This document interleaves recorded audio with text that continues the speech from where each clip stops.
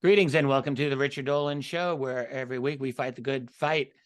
I am here once again with, I think, the guest who has been, at least in the last several years, definitely the most popular guest that I've had on this program, and maybe ever. This is Allan LaVigne. Allan, welcome back for the fourth interview that we are now doing. Thank you for inviting me, Richard. It's my pleasure. I really enjoyed these conversations we've had. Thank you. Same here. And I think just based on the responses we've had in the comments and so forth, that many viewers feel the same way. And if those of you who are joining us for the first time, you haven't seen the other three interviews that I've done with Allan, do please check them out. They're right here on this channel. I don't have bio information directly in front of me, but I'm just going to wing it. Allan, correct me if I have anything wrong here. Allan LaVigne, he's a very interesting man in my view. He's had a lot of experience going back to the 1970s with the UFO subject.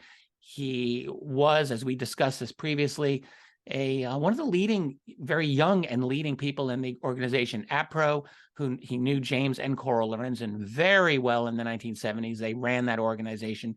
Allan is an artist, so he did a lot of artwork for them, but he did a lot of investigation and interviews for them as well. He interviewed Travis Walton. He interviewed Jesse Marcel Sr. He interviewed, I think, Ray Fowler and Betty Andreasen. Correct me if I'm wrong about that. And all the other early abduction cases of the 70s and much more. He's discussed his experiences on this program for the first time. They are extraordinary. And we had, we talked about the, can we say the aborted or possible disclosure effort that may have taken place during the Carter administration in the 70s. That was our third one. And there's more to talk about. So this one is interesting. We were just chatting about this beforehand. And I like this direction because, Allan, you're trying to do what I'm wanting to try to do, which is to look at this UFO phenomenon from, let us say, a counterintelligence perspective. And let me just frame this, and then I want you to take this whole thing over. You have people looking at the UFO phenomenon saying, well, you need to be more scientific. Let's look at this from a scientist's point of view. Well, I have wondered for a long time, and Allan also apparently has thought the same thing, that maybe you want to look at this from a counterintelligence point of view. That is, the scientist is going to want to have proof about everything to nail down the subject so that you're absolutely certain of what the facts are.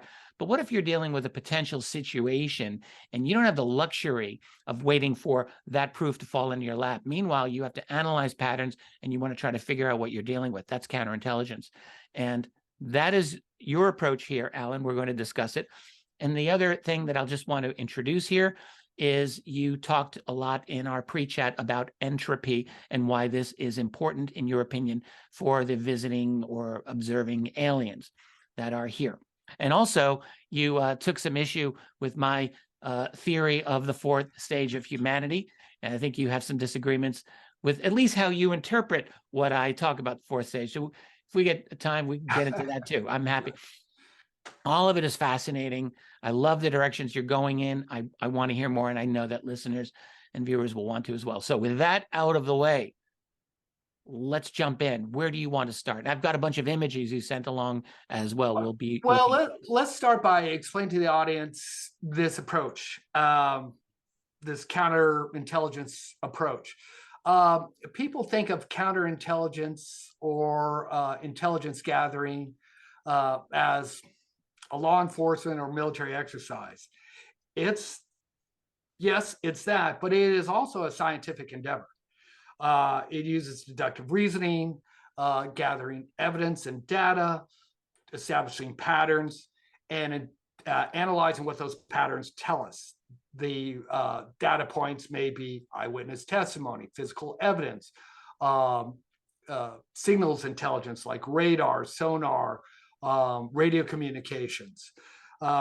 We put all that together to create a profile and see what we can learn from that profile. Part of my professional career was teaching counter surveillance detection to the Joint Terrorist Task Force in the Bay Area.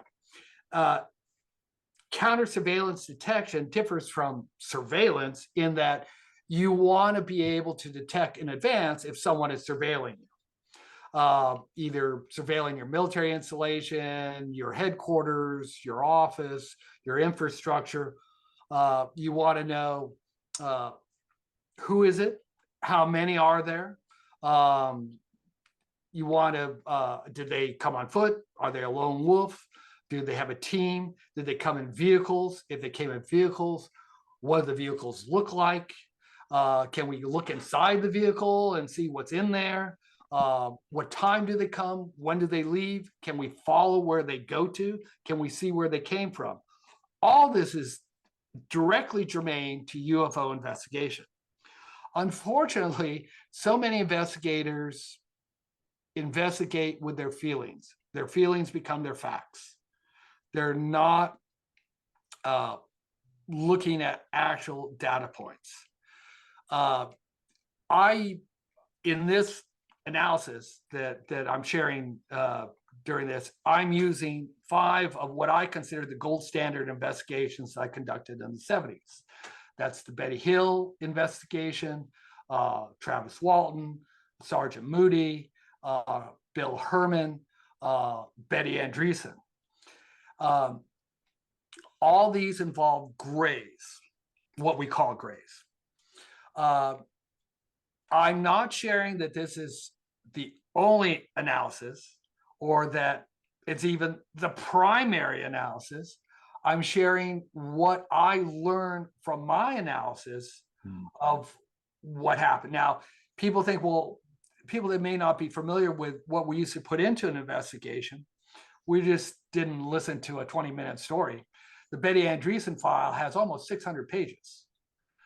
It's enormous. It has. You're talking about the APRO files on Betty Andreessen? Yeah, that Ray put together. Yeah, almost 600 pages. Wow. That's common on all these cases because it includes eyewitness statements, supporting witness statements, if there was any law enforcement witnesses, physical evidence, analysis of that physical evidence. Was there trace evidence? Was there radiation? Was there disturbance of the ground? Polygraph tests, background checks. All these things went into our investigations. It wasn't just tell me an interesting story. So this is the same thing we do in counter surveillance detection. Who are these people? What are their motivations? What can we learn from what we observe? Because there's a fundamental baseline in all science. That baseline is that there are universal laws that we can recognize and that these laws repeat themselves. Mm-hmm. So you're not. So it's not a big mystery. It's not. It's not like they're so far beyond us. We can't possibly figure it out. That's not your attitude here. No, not right. At all. In fact, to give you a little tidbit that we left on last time to show you how easy this is. But people put woo-woo into it and they think, oh my God, they're super beings. The Tic Tac incident. I said I was going to share how they knew where the cap point was. You know how they knew where the cap point was? Because they've been going to the same cap point every day for days. Everyone knew what the cap point was. All they had to do is eavesdrop on their radio communication. When they said we want you to return to the cap point, oh, we know where that is. We've been watching you for days. And they just head on over there. Kevin Day can confirm that. It wasn't like the cap point was a mystery to anybody. What shocked the military was they're listening to our conversations. They're listening where to the encryption, from what I learned, changed every 15 minutes. Yeah. That was the important part, not where the cap point was. Mm-hmm. If I was standing on the deck of that ship for the last couple of days, I'd know where the cap point was. Yeah. So as Arthur Conan Doyle says, all things become commonplace with explanation. There's the explanation for the cap point. Why? The first thing you want to determine if you've detected that you're being surveilled. Once you know how do you determine that you're being surveilled? You get outside let's say it was a military base. You want to know if your military base is being surveilled. You want to get outside the perimeter, way out to where you can look into the base and see anyone looking inward towards your sensitive areas. Maybe your gate, maybe your missile installation, maybe your ammo depot, whatever. You want to get way outside that and look inward and see what's going on. That's what the military is doing right now with this arrow. They, not for Arrow, just for the uninitiated, is the what is it? All Domain Anomaly Aerial. Resolution Office. That's the latest iteration of the Navy's UAP task force, which we knew about. Yeah. People keep saying, oh, we need more data. We need more data, more radar, more sonar, etc. There's nothing in signals intelligence that's going to indicate these are aliens. There's nothing. They'll measure their speed. They'll measure their temperature. They can tell their length. If they land, they can tell their weight. But it's not going to say we're from Zeta Reticuli. Nothing. What they want to learn is, okay, where are these things coming from and where they go when they leave? Can we find out where they're going? That's what signals intelligence does. If there's no way in the world they believe these are Chinese or Russian. Anyone with any common sense knows that if it's over 15,000 miles an hour, it can stop on a dime or make a 90-degree turn. There is no materials on this planet that can stand up to that type of G-force. I don't know if you caught the latest out of the war zone, which was an article on the 72 documents that were released by the Navy. And they keep hammering this theme, the war zone journalists, that they believe these are Chinese drones that are harassing and engaging in espionage. And I wouldn't say none of them have ever been espionage attempts to maybe get nuclear, secret, whatever, but I really am amazed that they just keep hitting this theme over and over again. It's like they cannot accept that there's something else extraordinary out there. It's the same reason they hit on the Wilson document. It's the same reason they hit on Bob Lazar's testimony. Mm-hmm. If any of those things are true, it's over. They've introduced you to the supermodel. You're going like, here's someone, that has technology that you may prefer to ours, whose governing structure you may prefer to ours. You're going to start asking a lot of questions. I suspect, I don't know if that's the journalists' motivation. I think the journalists are just stuck in an ideology where they just cannot recognize that this is probably happening, that you've got these other beings. And I think they're not prepared. Is Twitter, are they journalists? Is Facebook journalists? How did they come up with their recent, dictums on the different political aspects? They were told, this is what you say. Well, we know all about it with big tech. Totally, absolutely. There are people that will get the message and follow the marching orders. Yeah. There's others that have just sole bias. No, it can't be. It's that hubris. Yeah. It's not. And we were talking about this before we went live. It is not a nuclear flash that drew them here. Okay. The flash they saw was a going out of business sign. They're not afraid of our nuclear weapons. Okay. Going out of business sign. Yeah, I would love for you to just dive into this with the counter intel theme that you were talking about, and what you think what they're all about, why they're here, why they're immersed in our world, and so on.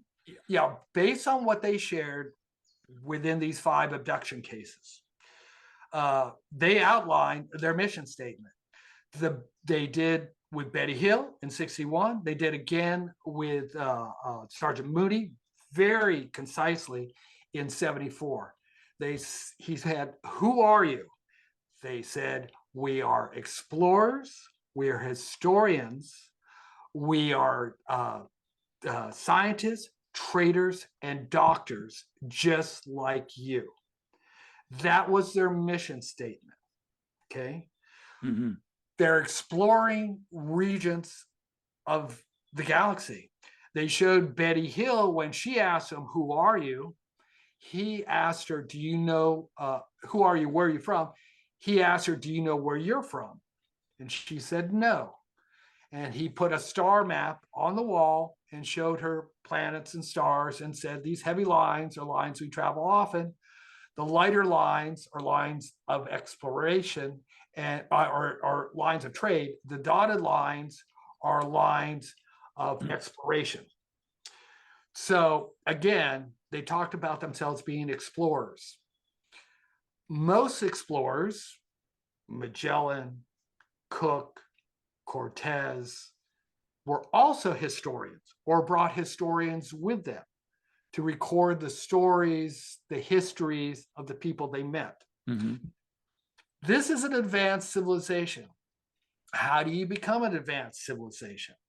Why don't they burn out? As so many astronomers say, oh, there can't be advanced civilizations because they would destroy themselves before they got interplanetary space travel. Just like we're about to. Yeah. So how do you become an advanced civilization? As an explorer and a historian, like yourself, you're a historian, you want to learn the lessons of the past and the present and avoid those mistakes. How do you go from a primitive society to an advanced society? By learning the mistakes of others and not repeating them. It's just like intelligence. You want to learn your opponent's secrets, but keep yours. That's what they've done. They're learning our secrets and keeping theirs. There's really no need to share.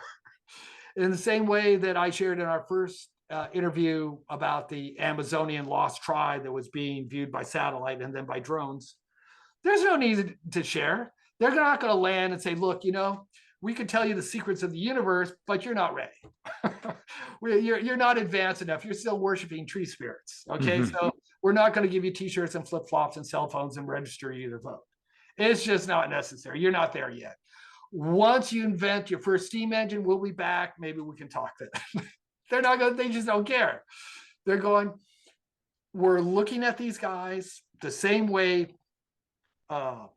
a state actor would look at a military installation and say, okay, what can we learn? When we go into Russia or China or some, even some of our allies, what are we looking for? We're looking for what we can learn from them and use to our benefit and what mistakes we can avoid. What are they doing wrong so we don't repeat it, so we can advance? Now, I believe as I shared, they weren't attracted by a nuclear flash. Do they look at us as a threat or seemingly a future threat that will advance to a threat? No, I don't believe interstellar travelers who've avoided colliding black holes, explosions of novas, the gamma radiation from neutron stars, if they have field propulsion, gravity fields, and force protection, nuclear blast is nothing. It's nothing. That's the energy of the stars. They've harnessed that already. It's not scary to them. Can I ask you a different question? I hate interrupting. No, but what if they? Because I've often wondered that they might see us as, I guess I've brought up the phrase potential threat from time to time, that they could see us that way. And I agree with you. Whatever our technological level is, we're not at their level. But I wonder if they could see us the way that we might see a precocious teenager getting ready to, steal dad's car and go kind of crazy for a few years. We're at a point where we are achieving some activity in space. We've gone beyond this world. We are achieving some technologies that are certainly dangerous to this world and potentially that we could export beyond this world. Not just nukes, our computing tech, our AI, the weaponry that we have now. I'm not saying that we can beat them in a street fight. I'm just saying we could we be an annoyance? Could we be a bother that they would want to deal with? Do we consider those Amazonian lost tribes a bother? Do we consider them a nuisance? Do we consider... No, unless we wanted to live in the Amazon, then we might find them a nuisance. Well, if we like that environment to live in, we might think we might have a problem. we might pave it over, but if you have the entire galaxy to travel around, do you think this is the best spot? It might be a good spot, but It's a pretty good spot. Is it the only spot? It's the only spot we know of. Right. What do we Sure. know about what they like and what they consider a kickback, Yeah, it's a fair point. paradise? This, they might go, oh my God, how these people live like this. Maybe. I believe they look at our technology not as advancing. I think they look at our technology, and this is where I talk about entropy. It's not E equals MC squared that brought them here. It's the second law of thermodynamics, order to disorder. Yeah, please explain this. This is a really interesting element of your thinking. Yeah, the entropy is a universal formula that controls the cosmos. Everything, there's a finite amount of energy in the universe, and it is dissipating. It's going from hot to cold as the universe expands. Entropy is that expansion. As it expands, energy is released. That energy can be used to create new things. We're often criticized, humans are criticized about their predacious nature. They're so violent. Well, since the Cambrian explosion 650 million years ago, when there was enough oxygen on this planet so complex life could exist, there's been predators. Big animals ate little animals. They fed on that energy to create more animals. That is the universe. Everything is degrading. Everything is changing all the time. They're an advanced civilization. They're in tune with science and the universe. They've seen this take place throughout the galaxy. They don't look at our technology as advanced. They look at it as declining. We were better in the past. I've given you some visual examples. But tell me which one, because I've got okay. The one is not the one that you're going to expect. The one is you're a Russian historian. You love Russia. The one I've loved studying Russian history. I'll put it that way. Yeah. The incident that I'm going to share with you is about a device that the NSA called the Thing. The Thing was a listening device created by the Soviet Union to spy on an ambassador in Moscow, Spazo House. That's right here? Yes. It was created by a concert violinist who had fallen in disfavor with the Soviets. He was in a gulag, but he was brilliant, and he created this device they call the Thing. The Thing is a listening device that was secreted inside a hand-carved wooden Russian Boy Scout emblem that the ambassador, Huberman, foolishly put right behind his desk in his home at Spazo House, and enabled the Soviets to listen in on everything and everyone he met with for 7 years. The device has no wires, no moving parts, no batteries. And the actual device, the NSA still has it. It still would work today. There's a model of it at Fort Meade in their museum there. Fascinating. I think this was covered in the very excellent TV series called The Americans. Which was about a Soviet spy couple, based on roughly things that did happen. Infiltrated the U.S. as kind of doing a long con on the United States, infiltrating, living as Americans for years. And there was a few series episodes where they had a device similar to that, I think, in the office of high-level FBI. Well, it's a brilliant example of high technology, as opposed to what they're looking at now. As I said, why do you say that? I'll show this again here. Okay, because of simplicity. It's simplicity. There's no batteries. There's no wires. There's no moving parts. That will work as long as the metal doesn't ever corrode. It will never stop working. It doesn't create heat, which is part of entropy. It will never degrade. It is a perfect machine. Okay, that is high technology. Now, as I said, they looked at us, if they were looking at us in the distant past when there were fewer of us and probably fewer of them, we were better in the past. Why were we better in the past? Well, let's look at some of the examples of the things, the machines that we built in the past. Can I show you? I want to, I bet you're going to go here. Yes. Yes, exactly. Aqueduct. Yeah. Roman aqueduct. Many of these aqueducts still function today. They don't use pumps. They don't use wiring. They're not connected to the internet. Other than blowing them up, they'll pretty much work like that eavesdropping device forever. They use a physics principle that allows the water to be taken over hills, up valleys, through mountains. It fed the population of Rome at its peak over 1 million people without an internet, without any electricity. Everybody still had running water. It's quite extraordinary, isn't it? Yeah, that is high. That's high technology. Let's look at high technology today. Let's look at the CERN particle accelerator. Oh, got that right. This is a great image, I must say. Yeah. Here we go. The CERN particle accelerator. You pull one wire out of that. And look at the guy down there, that man at the bottom. Yeah. You pull one wire out of that thing, the whole thing goes down. It is so complex. Complexity is not advancement. It creates fragility. And as you shared in your lecture this last weekend, this is for my website, yes. Yeah. Our entire civilization is extremely fragile because of our technology, not because that technology is as advanced. It's because it's so complex. Yeah, and that's what I believe these grays are seeing. They're looking, hey, you got the ancient Egyptians before the 4th dynasty, they did things so much better. What happened? After the 4th dynasty, they never got their mojo back. They got worse and worse and worse. But like us, because of hubris, if you ask the Ptolemies or the Romans,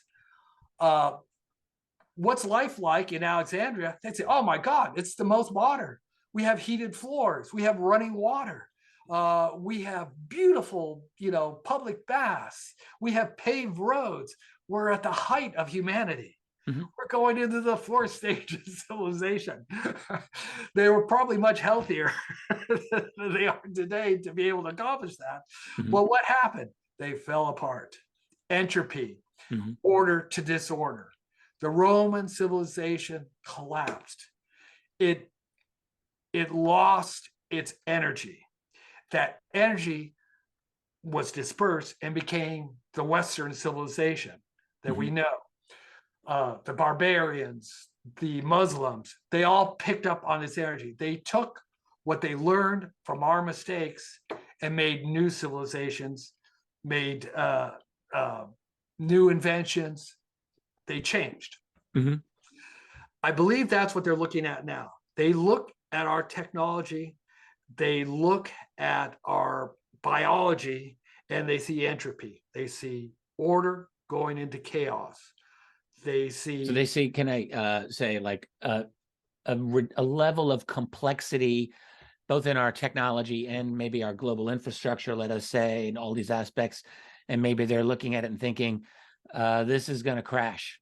This is going to be a problem. This cannot last. Yeah.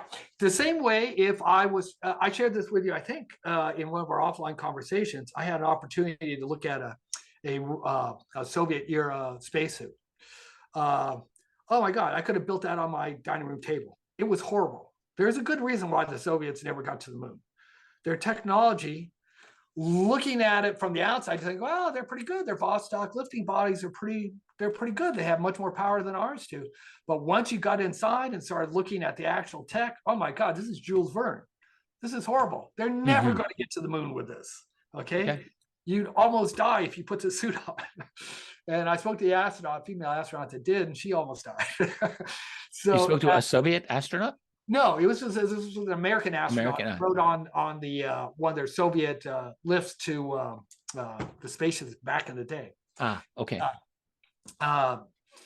But anyway, they look at our technology and go, hey, it's not all that. Same way as we would look into the Russians today and go, hey, man, they got a lot of maintenance they need on their tanks and on this and on that. And they're not all what they think they are. Same with the Chinese.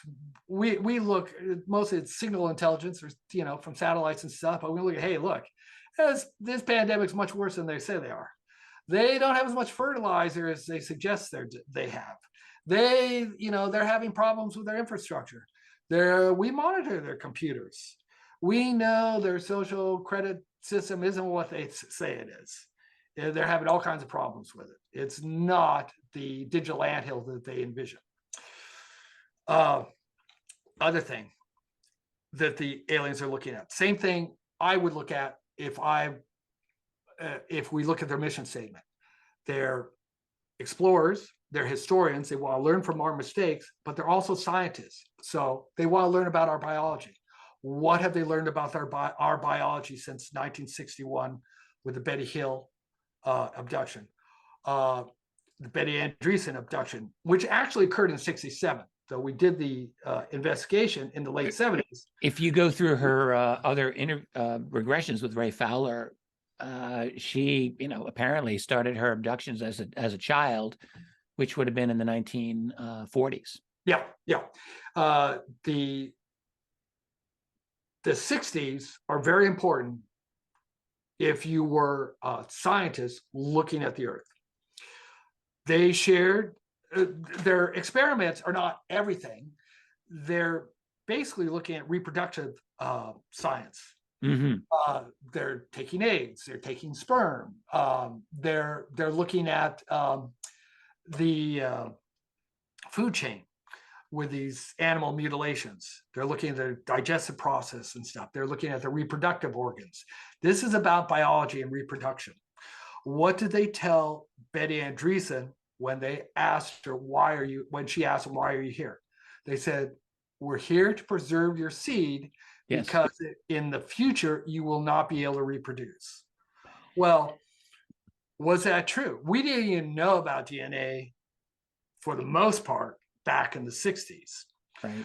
What do the graphs tell us? Do you want me to pull up one of the charts you gave me here? Yeah. The burst. I think I know which one you want here. There's one that shows 1960 to 2020, and there's another one that shows 67. Yeah, so this is the one for the U.S. and India in 1960. Is this okay here? Yeah. So lots of births, even in the U.S. and in India. India was way ahead, but the U.S. also. Lots of births in 1960. Yeah. Let's look at the one in 67.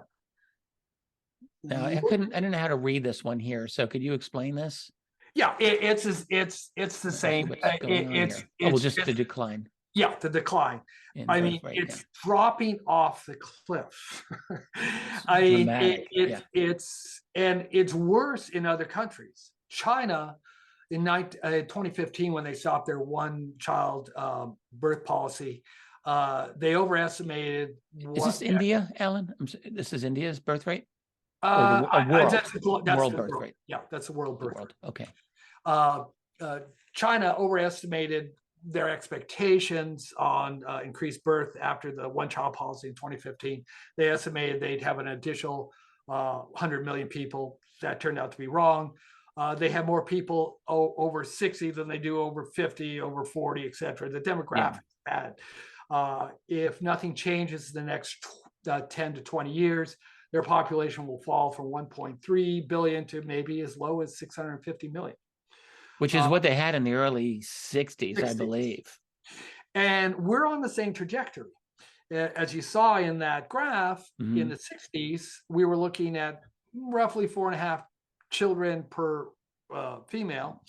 But if you go to the graph before this, the 1960 graph, the United States, 3.65 children per female.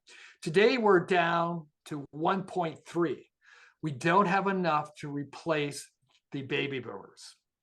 This chart doesn't indicates a higher. Well, actually, I'm not sure. No. If you go to the next chart, you'll see it. Like I said, from 67, it starts to decline. I thought the U.S. was a little higher than 1.3. We're definitely below 2, I think.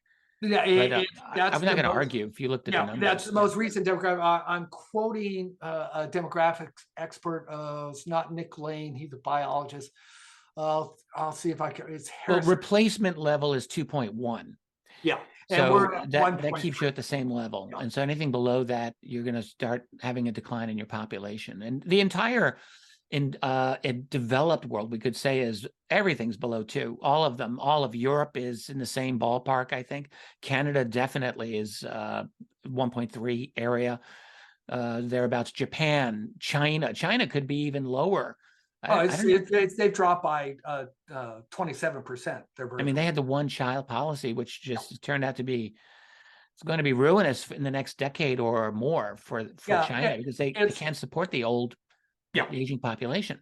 It's an estimate because we don't know the real numbers, but we believe we're looking at, they have like 5 men to every 1 woman in China, which is not a 5 to 1. No, 5 to 1. That's come on. That's the latest estimate, and that is from Peter Zeeland. I want to argue this point, but no, we'll just let it go. It's an estimate. You're saying 5 Chinese men for every 1 woman. Everyone. We're talking about those in the fertile range.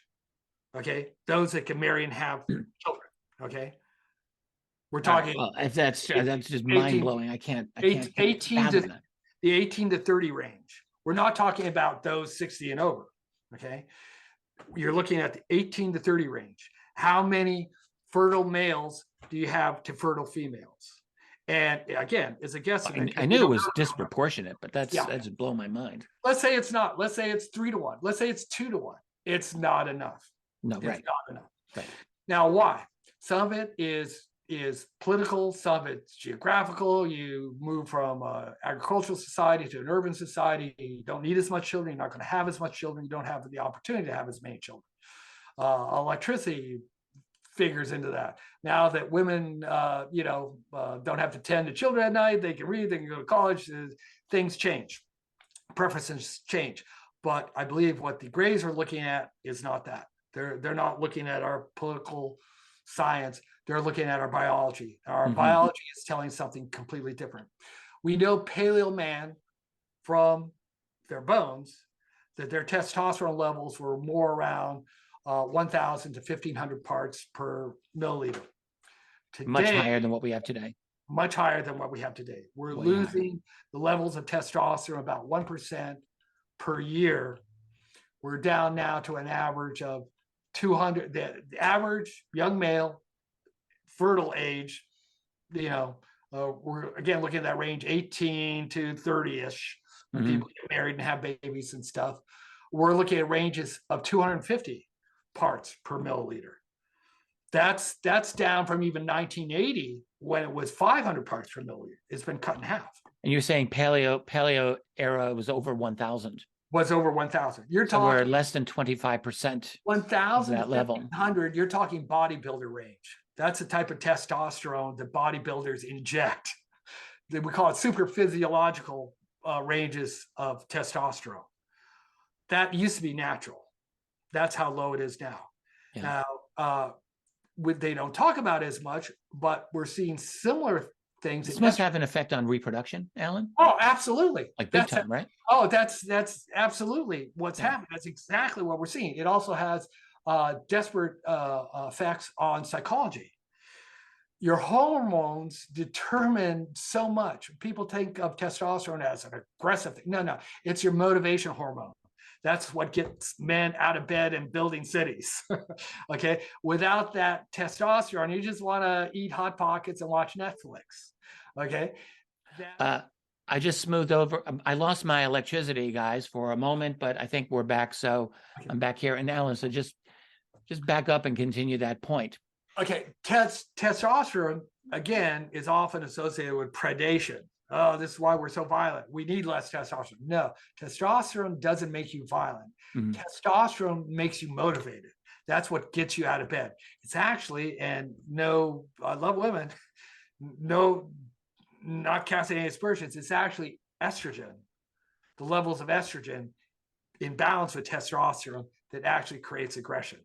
If your estrogen and testosterone levels are out of whack, some people that use steroids like Trenibol and stuff, it gets them way out of whack, makes them extremely aggressive. Women who have an imbalance of estrogen and testosterone, because women have testosterone too, makes them extremely aggressive and irritable. So you need that balance. What's happening is both the estrogen levels and testosterone levels in our biology are going down and down and down and down. We see this displayed in females, in that females are reaching puberty much earlier. The medical journals are seeing puberty in females as early as 8 years old, but we're seeing menopause as early as the early 30s. That's because of a suppression of estrogen. What's suppressing these things? Well, there are a lot of things, both natural and man-made. A lot of it are the chemicals that we're seeing throughout the food chain. I gotta assume plastics. Plastics, definitely. BPAs, PABAs, the benzene family, the oxybenzenes. For instance, oxybenzene is in sunscreen. Everyone, oh, sunscreen is great. It's going to prevent cancer. Cancer rates are up 50% in young adults. They slathered sunscreen all over them. What is sunscreen? The benzoxy, I'm not pronouncing it correctly, do? It suppresses testosterone. It blocks your anabolic receptors in the muscles, the brains, the bones. It retards development of humans entirely. Okay, all these chemicals, the BPAs, the PABAs, the thymosin, all these things suppress estrogen, testosterone, and block our anabolic receptors. People think that testosterone just builds muscle. No, it also builds neurosynaptic connections. It builds your bones. Even if you take brain development, right? Yeah, that's what I mean by neurosynaptic connections. Thank you. If you put juvenile on puberty blockers before puberty, their brains will not develop. Or at least maybe properly, we should say, right? No, their brains will not develop. They will not reach maturity. It's not just proper. They won't mature, period. Their bones will begin to degrade. Osteoporosis will set in. You've seen the movie The Fly with Jeff Goldblum? That's what you're doing with puberty blockers. If estrogen and testosterone are intended for the receptors that your DNA created in your body, trying to put estrogen levels, female levels, in a male is like trying to put Apple operating system in a Microsoft computer. It won't work. It won't develop. You'll end up like Jeff Goldblum. Thanks for getting me canceled here on YouTube. I appreciate that. Well, I'm sharing it.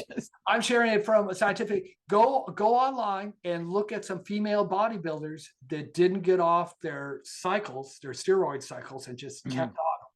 Yeah, they literally fall apart. I mean, I think there's many such stories of this. They're all out there. Many. Yeah. And I'm not saying that to just say. I'm just saying that this is what they're looking at us, and they go like, "Hey, we did these tests on them. They're not reproducing. Their anabolic receptors are blocked. They're not going to continue to develop. We can see this is a downward trend. Their technology is going downhill. Biologically, they're going downhill." Can I add? I was looking at population growth statistics myself just within the last week for, I guess, different reasons, similar reasons. I don't know. So I think all through most of the 20th century, population growth year over year was something like 1.8%. That's quite a lot. It's quite a lot. And we are down to, I think it's 1.03%. Yeah. So in other words, it's one being level. Yeah. So it's not 1.03%. It's like, I don't know how they measure it. 1.03 is the factor.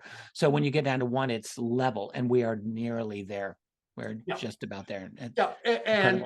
And that's, I believe, what they've seen.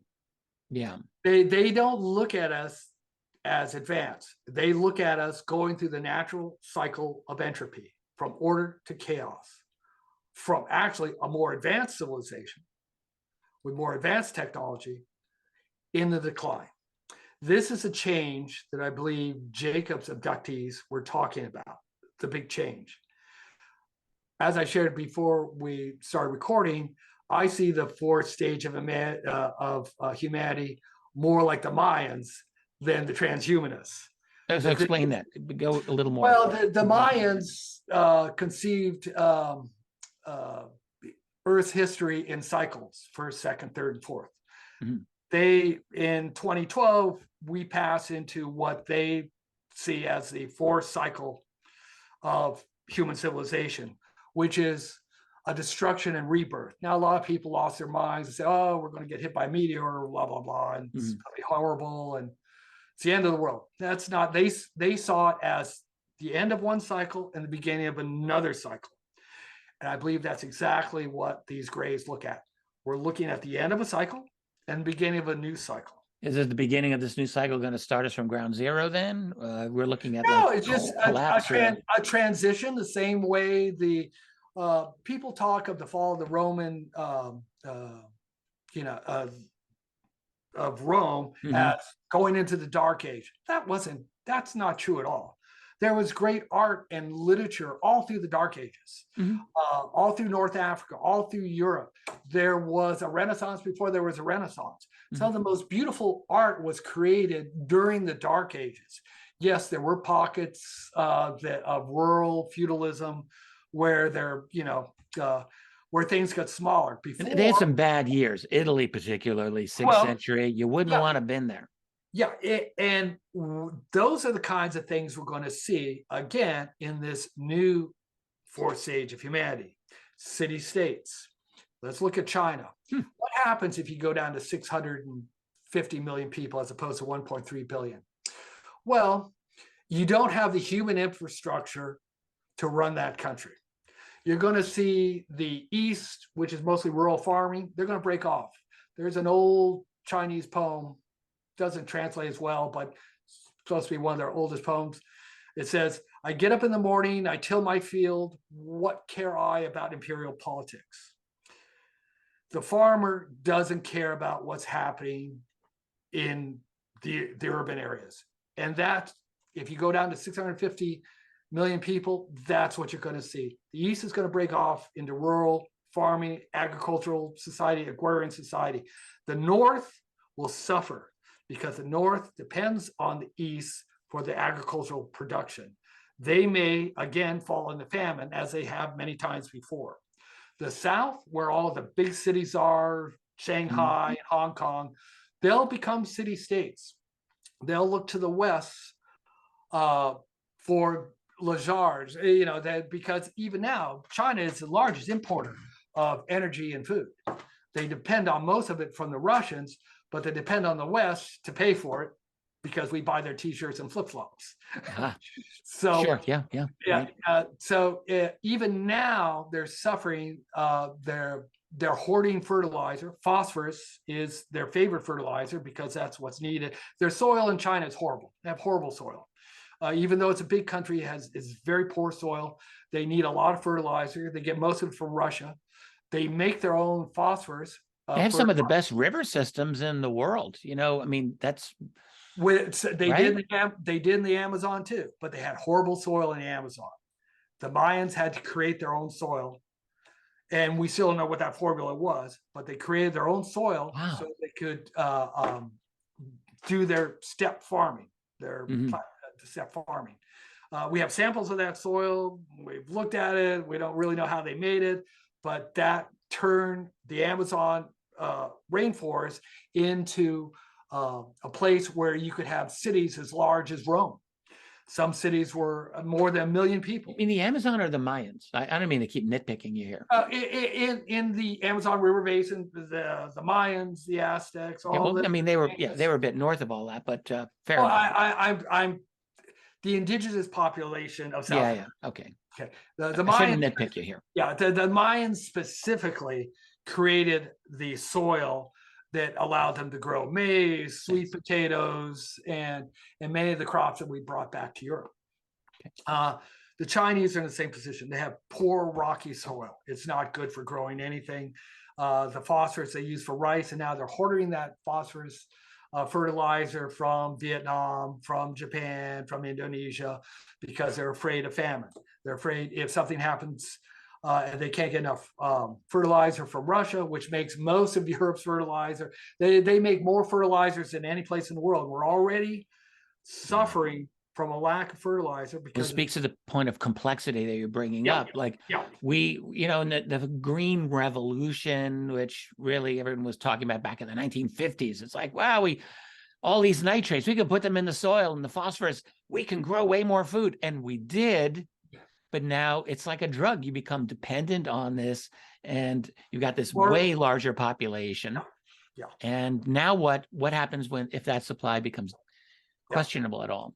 More food, more population, you need more food. So it's a never ending cycle. And the Chinese are about at the end of it. This again is where we get into entropy, order into disorder. Just like the Romans went from one civilization to a different type of civilization. They took the energy and the knowledge of the Roman Empire, which we still use today. We see it in our law. We see it in a lot of our inventions, a lot of our culture, a lot of our Western civilization is based on things we learned from Rome. Building techniques, concrete, that's a Roman invention. It was invented before and forgotten. We see it in some Egyptian structures. We see it in some South American structures. So just like the Romans came and fell and they forgot that technology, because we still don't know the exact formula for Roman cement. It's much superior to the cement we make today. Really? Oh, yeah. Never knew that. Yeah. They think of all things that had something to do with adding pig's blood to it. There's something in the proteins in pig's blood. But if you ever go to Caesarea in Israel on the Mediterranean there, they still have the cement pilings from King Herod, a port there. Those are thousands of years old. And the cement is as good as it was yesterday. And Incredible. Our cement, maybe 10, 20 years. It doesn't last very long. So this is what they're looking at. They're looking at, this is a civilization in decline. What can we learn from them? Let's record this for history so we can share this with our friends. We can share this with our siblings, the people that come after us. These are the mistakes you don't want to make. Don't make a bunch of plastic goods and let them get into your waters and into your food system, and don't use these chemicals, blah, blah, blah. And this impending collapse is, you believe, the great change that Jacob's people were telling him about for years? We're in that change now.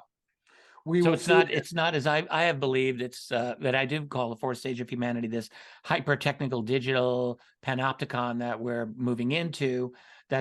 I keep thinking creating like a human anthill, but you're seeing the great change as impending collapse, right? Or degradation of our civilization. Downsizing, not collapse. Downsizing.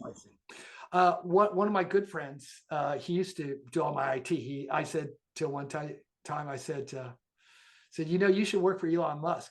Now he works for Elon Musk at Tesla in Texas. One of his jobs, he runs a team there. Their job is to keep the robots running. Okay, everyone thinks, oh, it's an automated, assembly line, and the robots just do all the work. You have a team of 5 people for each one of those robots to keep the robots working. AI is no different. AI is like an embryo in a test tube right now. You just experience what would happen to AI today if we had a solar flare. No, when I lost my electricity for a moment there. Your electricity goes, what happens? Everyone scrambles. AI is just someone's fantasy, okay? You can't depend on it. You have to have a support team. Who's the most important person in any office building? The IT guys. I was going to say the receptionist, but hey, what do I know? Well, they're another one. But who's the IT. receptionist call when she's in trouble? The Right. IT guy. Okay, cool. I can't get my computer going. I can't change the battery of my cell phone. I can't get this guy on the line, blah, blah, blah. It's the IT guys. Without human infrastructure, all this collapse. If we go from 340 million people in the United States back to 1970 levels of 200 million, okay, if we go back there, there's no more 200,000 selections on Netflix. You don't have 200,000 feature films coming out every year. You go back to 24 feature films shown in theaters around the United States. Now, why do you argue that? I mean, that's an interesting point. Because there's not enough people to keep these things going. You need 340 million people. Right now, we don't have enough pilots to fly our planes. We don't have enough people to serve in our military. We don't have enough people to keep the things that we built going. The Chinese are in the same situation. Everyone says, oh, they're going to invade Taiwan. They're going to invade Taiwan. They're not going to invade Taiwan. They wouldn't know what to do with Taiwan if they got it. Why? Because their children are memory-based, have memory-based educations. They're not skill-based. Your average Mexican-American has more skill-based knowledge than your average high school graduate or college graduate in Peking. That's important. Knowing how to build something is more important than understanding how it works. Okay? You don't go to the switch in your house and go, I know the theory of electricity and why, you know, electrons move from positive to negative before you throw on the switch. You don't care. You just turn it on. The important thing, though, if you want to keep the lights on, is knowing how to get your electricity back. For that, you need a skilled craftsman. Okay. It's not enough to have AI. Oh, we got AI. The Greeks had steam engines. Okay. Huron of Alexandria invented the steam engine. We often see in documentaries a picture of his steam engine, little ball twirls around, and everyone thinks. You gave me an image of it. I'm going to pull it up. Yeah. It's pretty neat concept, and I think this is it right here. Right? Yeah. Often Aristotle or Archimedes is credited, but it was actually Huron of Alexandria who invented the first steam engine. And people think, well, that's all they did. It was a curious toy. They didn't do anything with it. No. Huron was sought after all through Greece to build his machines. The Temple of Athena, the priests would, on days of worship, they would come out, and there were two cauldrons on either side of the large bronze doors, and they would light these cauldrons, and the bronze doors would mysteriously open by themselves, you know, to the worshipers. And the statue of Athena would open her arms, you know, signaling them to come into the temple. It was all done with steam power. Huron used those cauldrons above ground to activate boilers underneath the temple that activated the doors and made the statue open her arms. I can assume. So inside this sphere at the top, you'd have boiling water that would create steam. No, actually, the boiling water is in the cauldron below. And the steam comes up through these pipes on either side, goes into that ball. The steam comes up the side and spins. Yeah, that makes my idea was not a smart one. Yeah, that makes way more. Well, Huron was way smarter than me, obviously, so he figured it out. Huron was only one of the inventors that is well documented, and his invention survived. It's ingenious. It survived dozens of fires in the Library of Alexandria. We still have. It's a simple design, right? It's a very simple design. Now, a lot of people go like, well, why didn't they use it for ships or carts? We actually, if they did, we probably wouldn't even know. The Antikythera mechanism, we didn't even know that existed until really X-ray technology allowed us to look through that. Are you familiar with the Antikythera mechanism? Yeah. It's an amazing, just all these gears and right. And that wasn't a one-off. That showed that the Greeks had an enormous knowledge, not only of high-level math, but also high-level astronomy. So many things we forgot. And it's I don't have an germane. image of that, but it's very well known. I'm sure people can easily look that up. This is germane because we were very advanced 2,000 years ago, but we forgot that. It wouldn't be till the 17th century that we would begin to theorize about steam again. And the 18th century, before we actually, Gernot wrote the first and second theory of thermodynamics. And we learned about entropy. And it wasn't until Boltzmann theorized, took another Greek scientific theory of atoms, and was able to show how atoms vibrate to create heat, and that vibration transmutes into surfaces and into the air, and it loses that energy. That's entropy. But that energy is never destroyed. It goes somewhere else, and you can use that energy to do different things. The same things happen with civilization. One civilization goes into decay. The energy that comes from that decay, other civilizations use to build new civilizations. The Romans just decayed. The Muslims took that, built their civilization. The Spanish overtook the Muslims. They took all the books the Muslims had. They learned from their inventions. We go into the Renaissance. Okay, new things were created. They didn't have the personal infrastructure to have an EU at the time. So you had city-states like you had in Venice and Rome. And these were city-states. That's all the human infrastructure could support. You could support a rail system across Europe. It wasn't like the Roman Empire. The roads were in disrepair. So you couldn't get from point A to point B like you used to. The same thing happens if you can't fly your airplanes. If you don't have pilots fly the airplanes, you can't go from point A to point B. People may not realize it was just 1 week ago that in the United States for several hours, all domestic flights were grounded because someone spilled coffee on a keyboard or who knows why. Someone pushed the wrong button. It was an over-complex computer system that crashed and set everything down.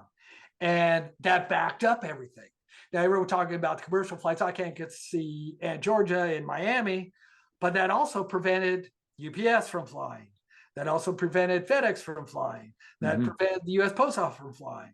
So I didn't get the things I ordered to make the things I make. So I have to tell my client, oh, I can't send you your thing because I didn't get it. It's that level of complexity, once again, that you're talking about.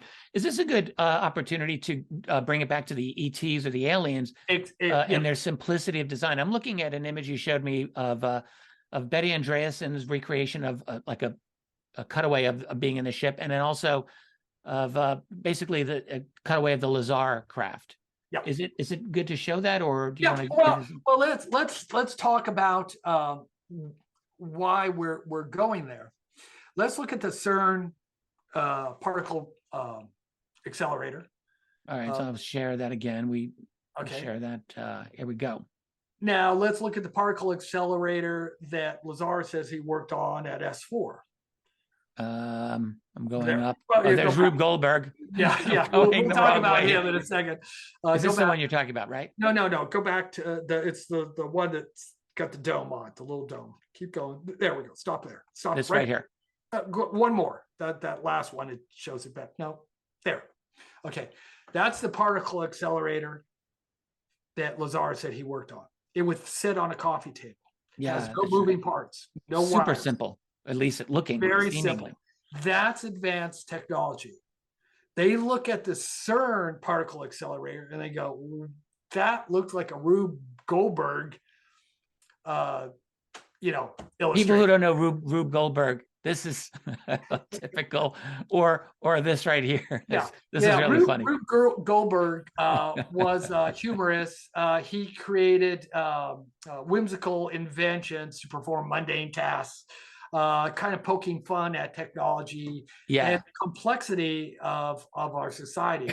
I love this. That's where the game Mousetrap, which is right here. I had that as a kid. Yeah, that was inspired by Rube Goldberg. That's what I believe the Greys look at us and go like, look at these guys. Look what they're building. They're on the decline. Let's not make these same mistakes. We're not a threat to them.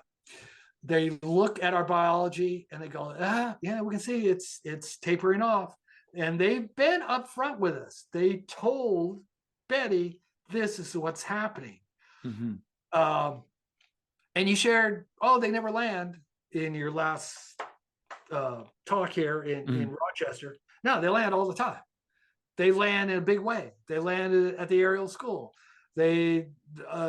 James Fox, and I double checked this, he noted over 100 interactions of craft either coming very close or landing at schools. 100. So it's not like they never do this. And when they landed at the aerial school, what did they say? Why don't you take better care of your planet? Right.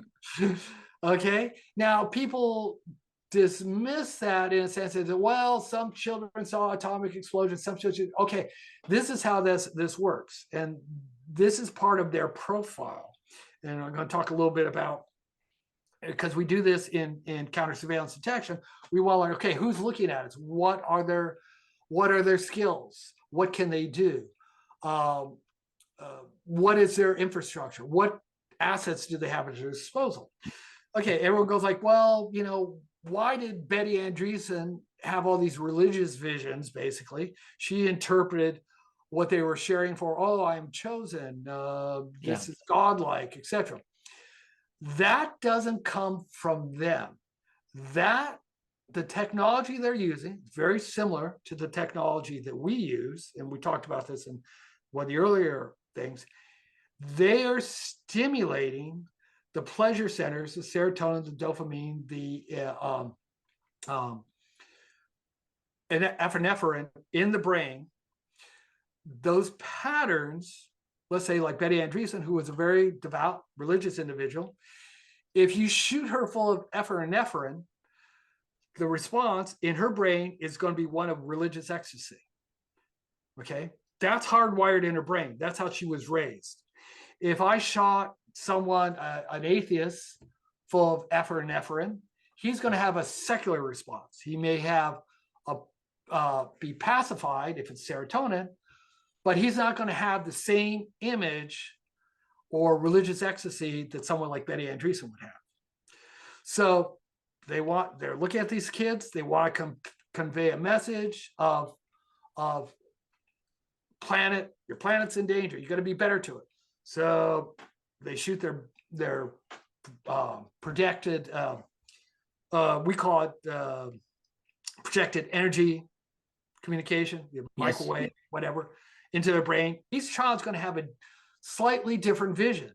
If they see planetary threat as nuclear, they're going to see a nuclear. If you see it as polluting the oceans, they're going to pollute the oceans. The important thing is they wanted to get the message across. You're screwing up your planet. Settle down. So do you think this is not straight up telepathy then? This is some kind of tech that they're using. I know it's not exactly perfect, right? Is that what you're kind of implying? It's not mind reading. Okay. It's not mind reading. How do I know that? Because it's conversational. When you look at Betty Hill, when Betty Hill was being examined, she said that only the leader spoke to her telepathically. He wore a little skull cap or helmet. Yeah. She didn't associate that with his telepathic abilities, but he was the only one that was wearing that. And he verbally spoke to his subordinates. They spoke in a language that she didn't understand, but it was verbal communication. It wasn't telepathic communication. At one point, one of the subordinates ran into the room, spoke to the leader verbally, and he turns to Betty and telepathically says, He wants to know why Barney's teeth come out and yours don't.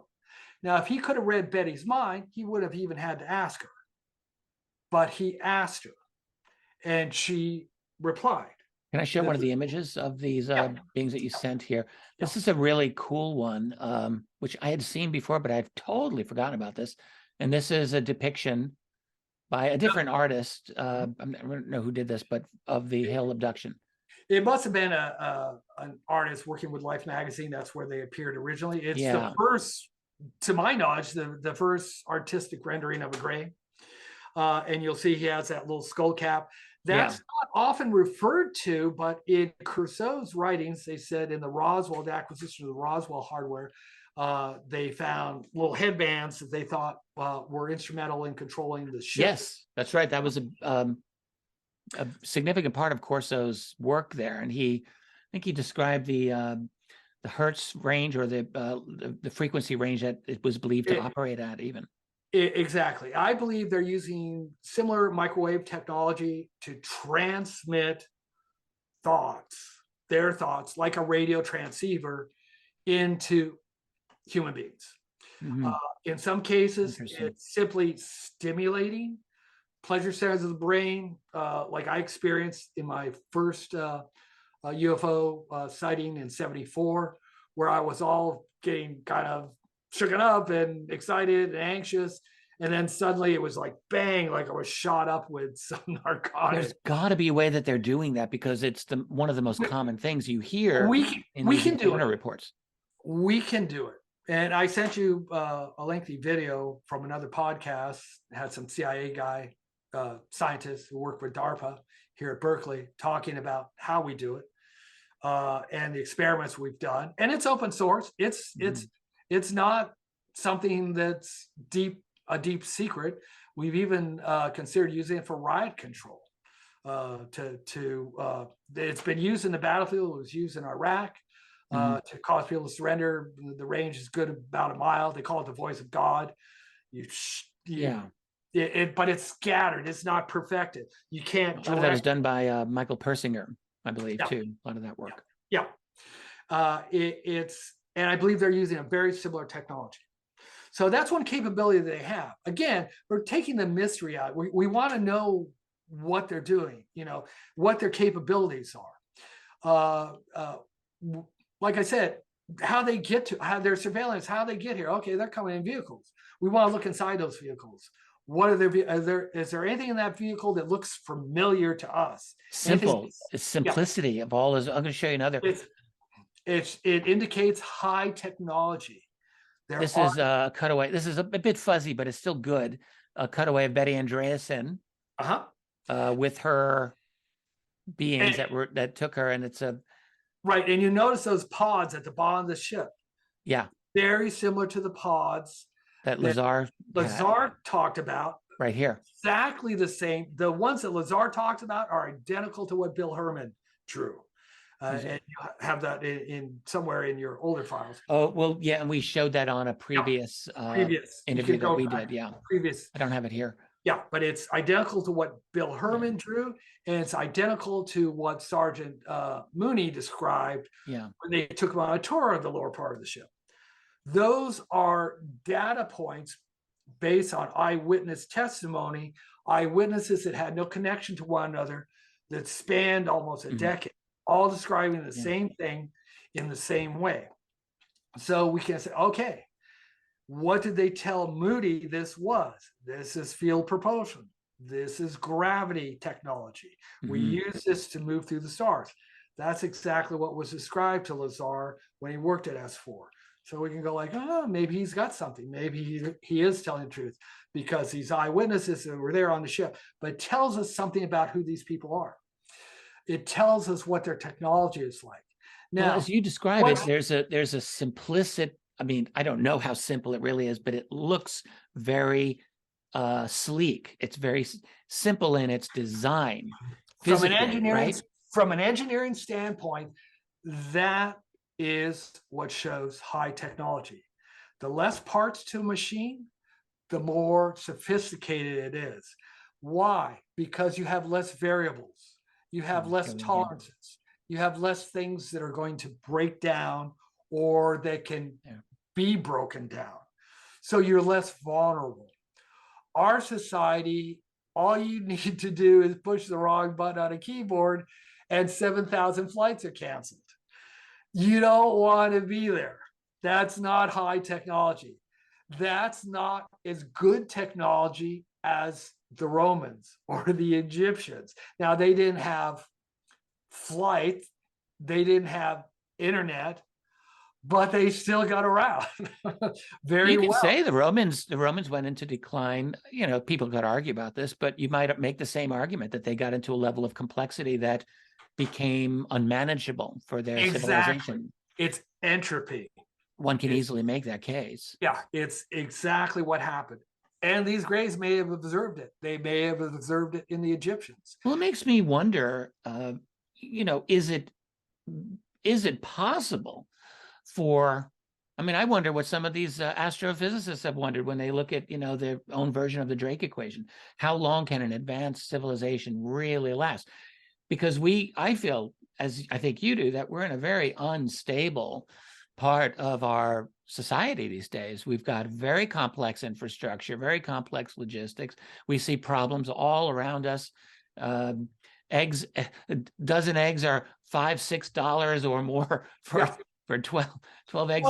How did we get here? It wasn't just because we had a steam engine. The Greeks had a steam engine. The Greeks had high-level astrophysics. They knew the Earth was round. They theorized atoms make up the Earth. Mm-hmm. They had high-level math, astronomy. They had all this stuff, but they lost it. They forgot it. Mm-hmm. We pick it back up in the 1700s, but again, it didn't take off for a century. Okay, when you look at lesbians theorizing, gee, we can do something with steam. Might be able to make something of that. Well, that was already done a long time before. We forgot it, and they're redoing it all over again. So what's the difference? Why these fits and stops and stuff? Because it's not enough to have the idea. This is where I differ with you about AI. It's not enough to have the machine. You need entrepreneurs. You need innovators. You need craftsmen.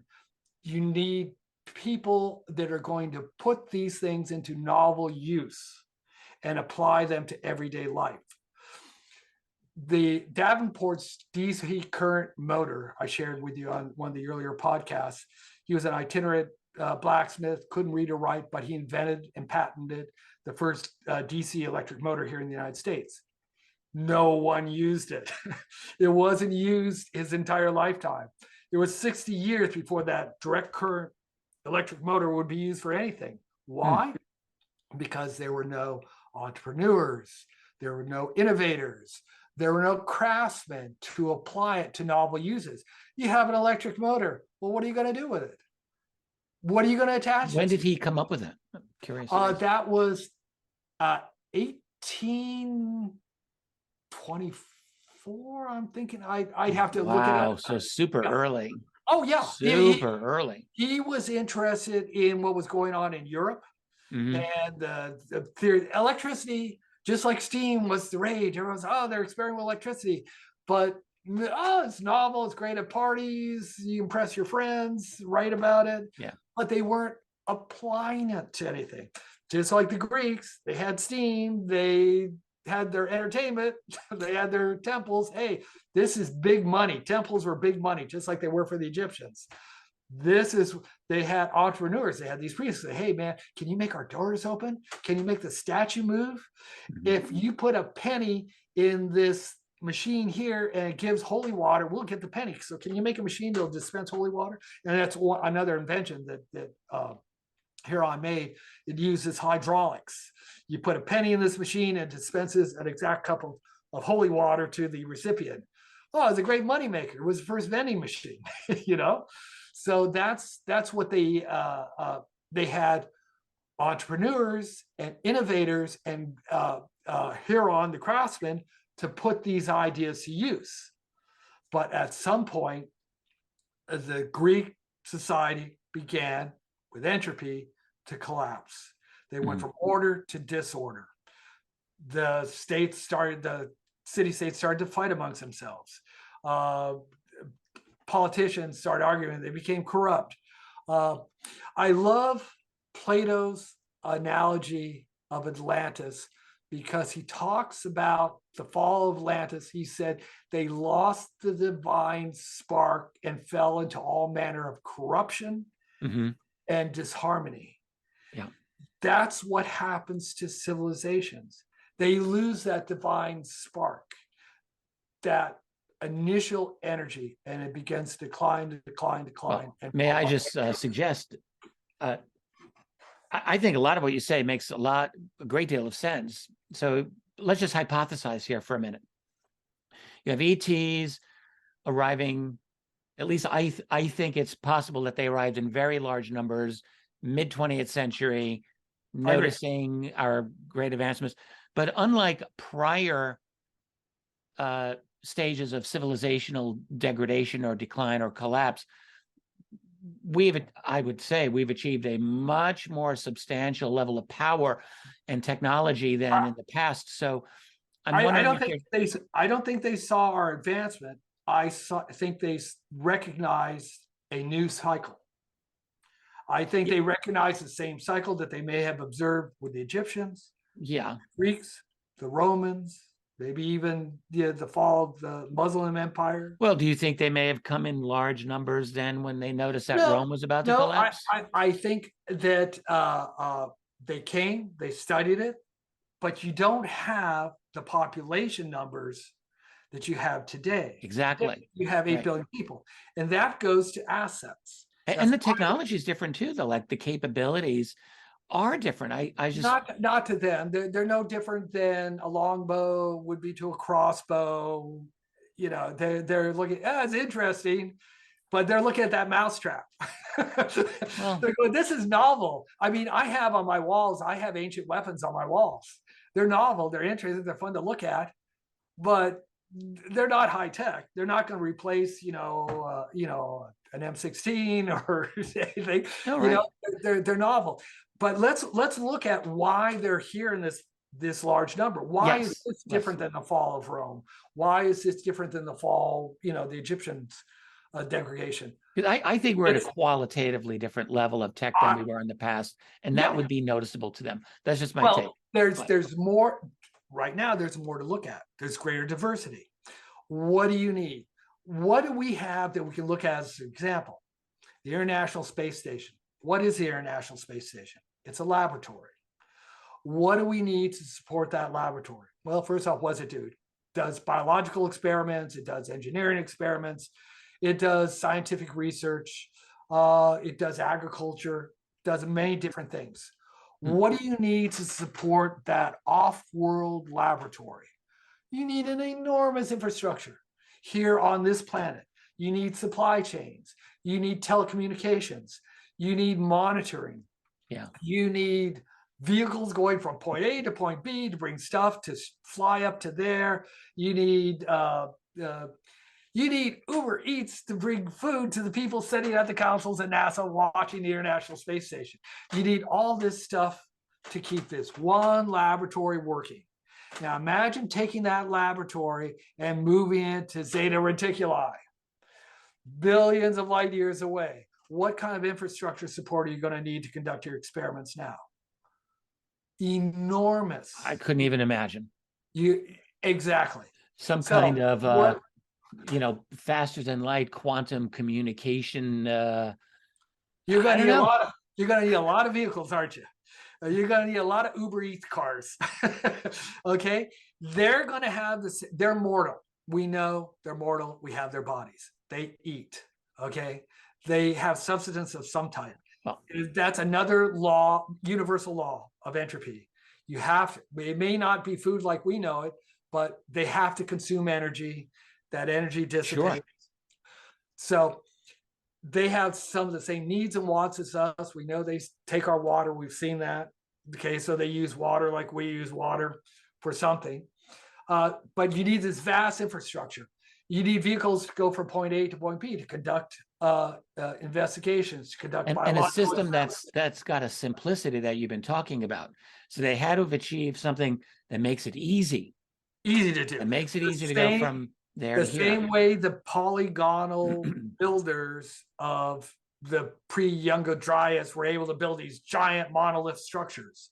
Somehow they had a technology that allowed it to be easy, a technology that we forgot, just like we forgot about the steam engine, just like we forgot about the electric motor. These are technologies that we forgot about, that we lost through entropy, from order to disorder. The polygonal civilizations that may go back more than 12,000 years, like Göbekli Tepe, they may go back 30,000 years, like there's a underwater ruin off the coast of the southwestern coast of Cuba. They've gone down to it twice now, 2004 and again in 2008. It's estimated that land would have been above water 30,000 years ago. 30,000 years ago. Yeah. So, and Tiwanaku and Pumapuco are some people, Petrie, the original archaeologist that investigated, he placed those civilizations at 30,000 years before everyone said, no, that's not possible. No, it's where I think a lot of revisions are going on these days in paleoanthropology. And 30,000 years, that could be. So we've gone through these cycles. They've observed us. Yes, it's different now because there's greater variety. Do we have more different civilizations now than we had before? We have Chinese, we have Russians, we have Europeans, 190 countries. But we also have New Guinea tribesmen. We have Inuit fishermen. We have people all over subcontinent of Africa, different cultures. They, as historians, will want to document all of this. They want to learn from the mistakes. Why will the tribesmen of New Guinea survive a solar flare? Because they don't have internet. They don't have that fragile, complexity that we have. Exactly. The same with your AI and transhumanism. We could do that today. We could do that today. I was sharing with you. We could do what? What could we do? Transhumanism. Transhumanism. There right now. This is something that I'm dialed into, the use of peptides and different technologies and stuff to hack your brain and all this kind of stuff. I shared with you about peptide BCP 157 or TB 500. These are peptides that directly target anabolic receptors for healing. You literally would heal like Wolverine with these peptides. They're available. Try and share that with someone that, hey, this stuff works. You can use it. Some people are beyond repairing. They're in such a state. The health outcomes in the United States for people over 50 are some of the worst in the world. Oh yeah. They're horrible. I see people decades younger than me getting out of their cars using walkers or on oxygen, and it's pitiful. I go like, that couldn't be turned around at this point. It's like if I gave you a car at 18 and said to you, Richard, this is the only car you're ever going to have in your life. You need to take really good care of that car. Make sure, because we're not giving you new tires, no new hoses, nothing that oxidizes. We're not going to replace that. You're going to have to take really, really good care of it. If you just let it go, you're going to get to the point where you can't bring it back. Exactly. And that's what's happening biologically to global modern humans. Yeah. Not New Guinea tribesmen, not Inuit fishermen, although from testosterone levels, they're the same. They're experiencing the same thing. They're dropping as well. They're dropping as well. Even tribesmen of New Guinea or other places, are they losing their testosterone? The reason why is because this stuff is in everything. Yeah. We've even found BPAs in the fat of polar bears. It's so pervasive. It's not something you can turn around. If everyone tomorrow said, okay, we're no more plastic, you couldn't even, the civilization, that would collapse. You can't do it. They see this. So there'll be a downsizing. They want to record that downsizing. They have tried to help. They said, and Chris Mellon shared this in his podcast that you put on your website. I watched it a couple of nights ago. Chris Mellon suggests, he says, well, wonder if they gave us a ship. Wonder if they sort of like a gift. They just left it for us. And wonder if we got that. They just kind of like, oh, I'm thinking of like, that's what Captain Cook and Magellan used to do. They used to leave trinkets on the beach and watch and let the natives come out and say, oh, a mirror, a metal knife, blah, blah, blah. I think he was suggesting the same thing. Lazar suggested in the briefings that he had that some of these items we found. Project Moondust suggests that one of these crafts was dug up in Pakistan in archaeological dig. That's something Bob Lazar recounts as well, that he saw in his briefings. He didn't know where it was found, but he said one of them at least was found in archaeological dig. So Mellon suggests, well, maybe this was like, a gift, a peace offering. Maybe so. If you can't communicate, say, hey, look, they're not learning by their mistakes. Look at this crappy technology they have. Maybe if we gave them a metal knife, we show them other possibilities. Yeah, maybe other things are possible. Yeah, maybe they're smart enough monkeys to catch on and reproduce this.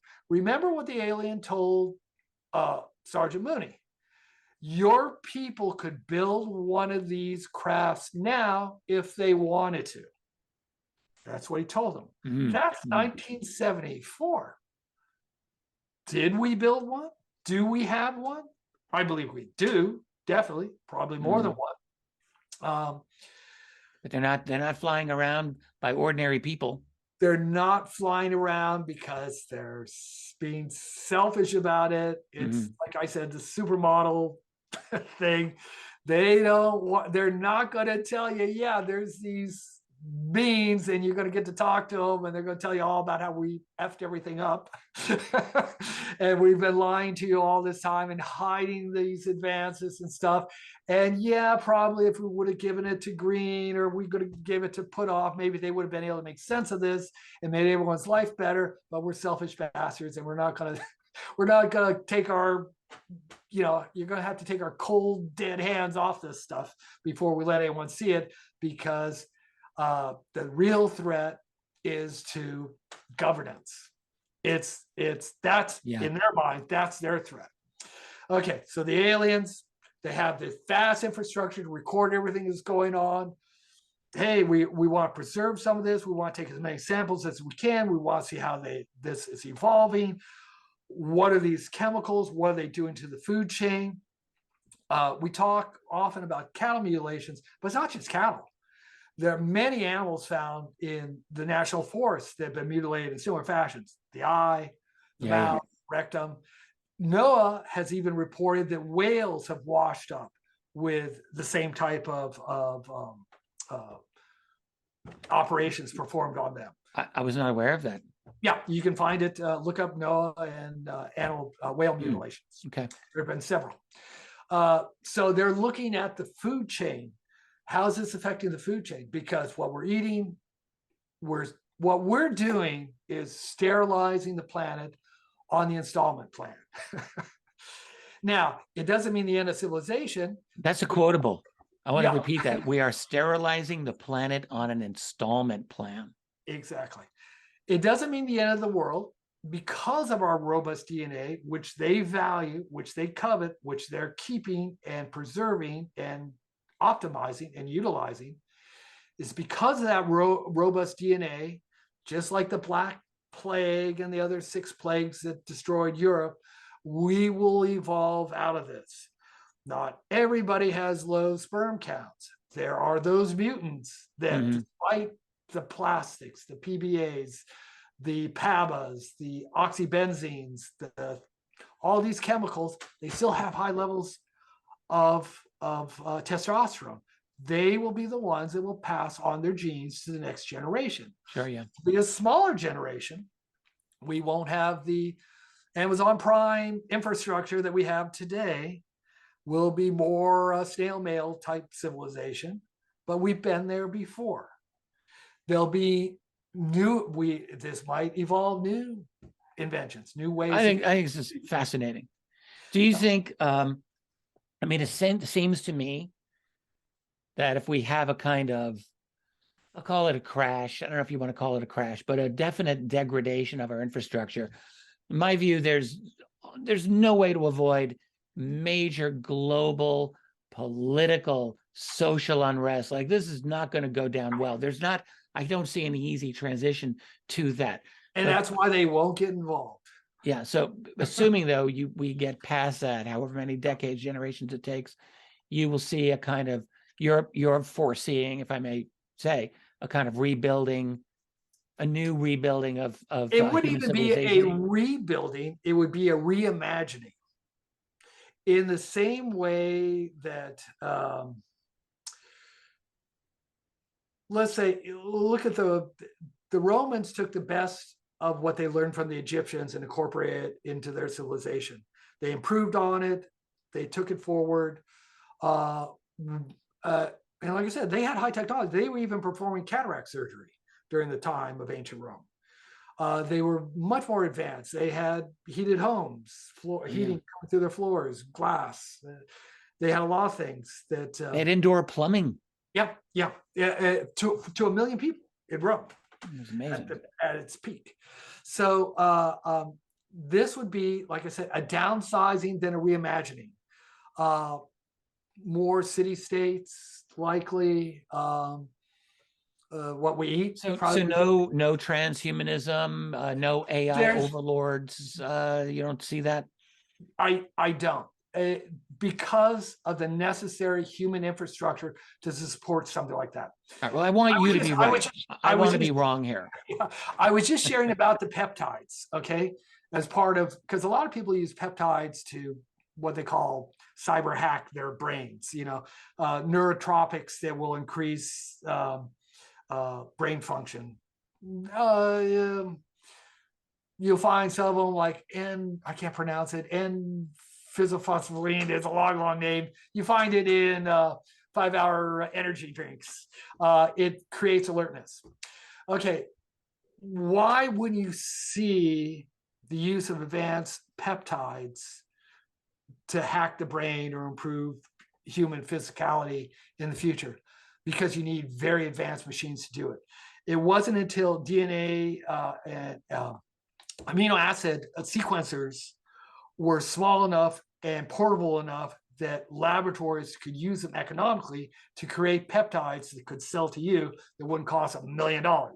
Okay. Now, you at your home, you could buy a amino acid sequencer and start creating your own peptides. Peptides are just smaller amino acid chains. They're anything below 100 chains of amino acids, but you can create them to specifically target parts of the body, your brain, your muscles, your bones. They originated in the 1960s to prevent muscle wasting, to prevent osteoporosis. But they were so difficult to create these short chain amino acids, these peptides. You're like, man, this has to be done by, very advanced scientists in a very expensive laboratory. But then in the late 80s, the 90s, they began creating amino acid sequencers that were small enough and cheap enough that you could do it in smaller laboratories to do it economically. But most people aren't even aware that these peptides exist, and you can buy them commercially and improve your cognitivity, prevent muscle wasting or osteoporosis. I've recommended it to a number of friends that were seriously injured that recovered totally without intervention. But you need a human infrastructure, just like we do with our airplanes, to run this. How many scientists, biochemists, are you going to lose if your population goes from 340 million to 200 million? How many of them are top-notch chemists? How many of them are top-notch biologists? They're not there. How many are experts in AI? And not just AI, the support needed for AI. Well, think of it this way. I'll just, I want to add this and tack on to what you're saying. We human beings, I love talking with you because you're very based in biology, as I like to be also. I like to see human society. We've always lived in an environment. Until very recently, the environment we have lived in, it was a natural environment. We lived mostly out of doors. We'd created simple shelters, but we lived with a fairly stable natural environment for many, many thousands of years. Yes, there was climate change back then, and it caused instability, but overall you saw a stable situation with various punctuations of change, and humans lived in that way. Now we have robust adaptation. Adaptation. We now live in an artificial environment. Basically, we live in houses, we live with electrical infrastructure, computer infrastructure, and I would just ask people to realize, how long has that infrastructure existed? In the grand scheme of things, it's like that. We just created it. How stable is that infrastructure? And how do we know it won't go away within another century? Or like, it hasn't had a lot of staying power. We don't know how long it can actually last. Actually, it's not, don't think of it as an artificial environment. Think of it as a chosen environment. It looks pretty artificial to me. I don't know. But it could be stable, but you chose that. This is an environment you chose, just like the Greys, they choose their environment. Sure. They create an artificial environment. Here on Earth, human beings have been very robust in their adaptation to environments that they couldn't choose. The Ice Age, it got hot, it got cold, it got hot, it got cold. Yeah. They weren't able to choose. Now we can choose. Some people prefer the air conditioning all the way up. Some people prefer it all the way down. But you can adapt to the environment that you chose. You created this one, but you might choose to live in another environment. You might choose to go down to the equator and live in the Amazon. If you did that, you would have to adapt. And the amazing thing, and I believe what they find so fundamentally important about our DNA, is that it is so mutable and so adaptable. As I said, this isn't the end of humanity. It is a downsizing and a reimagining of how civilization exists, just like the polygonal civilizations before the Younger Dryas, or the Egyptians, or the Greeks, or the Romans, etc. It's a change. It's not an end, but it is a change. Okay. This comes back to how they see us. And we've heard this again and again. Linda Moulton Howe talks about this. They speak about us as containers. Bob Lazar said he saw that in the publishing, containers, and people quickly let their emotions become their facts. Oh, they're talking about the soul or the spirit, it's metaphysical. Or containers as the building blocks of life, RNA and DNA, carbon dioxide and hydrogen.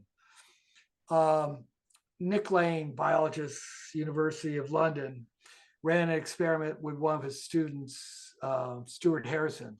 They took the building blocks of life, carbon dioxide and hydrogen, mixed them up, and out of 1 million attempts, they found that 100,000 times it evolved into the same genetic signature that we have today on Earth.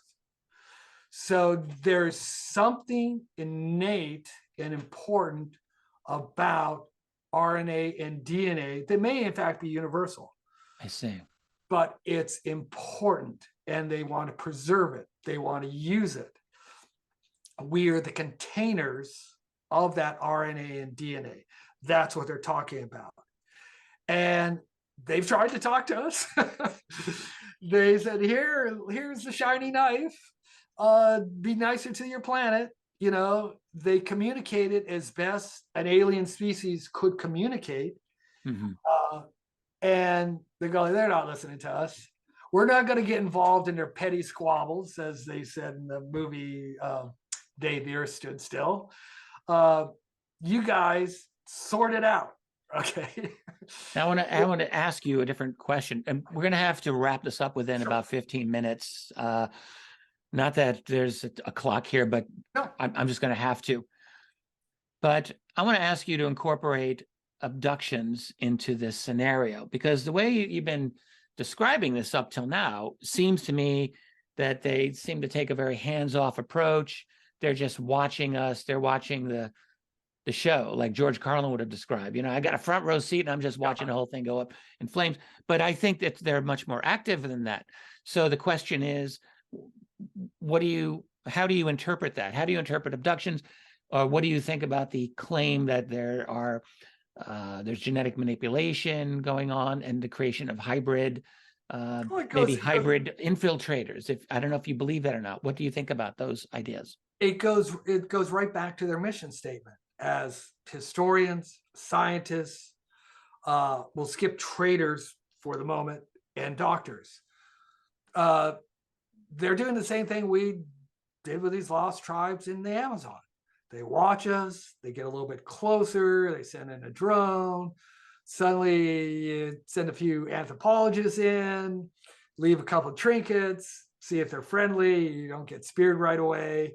Maybe you can negotiate with them. When we look at the ancient explorers, they had off and on success. You know, Magellan found friendly tribes and they found tribes that chased them the hell off. Same with Cook. Some of them were, hey, great, thanks for the trinkets. And they talked and they made friends. Others, you know, Cook ended up getting chopped up, you know. So they're doing the same thing.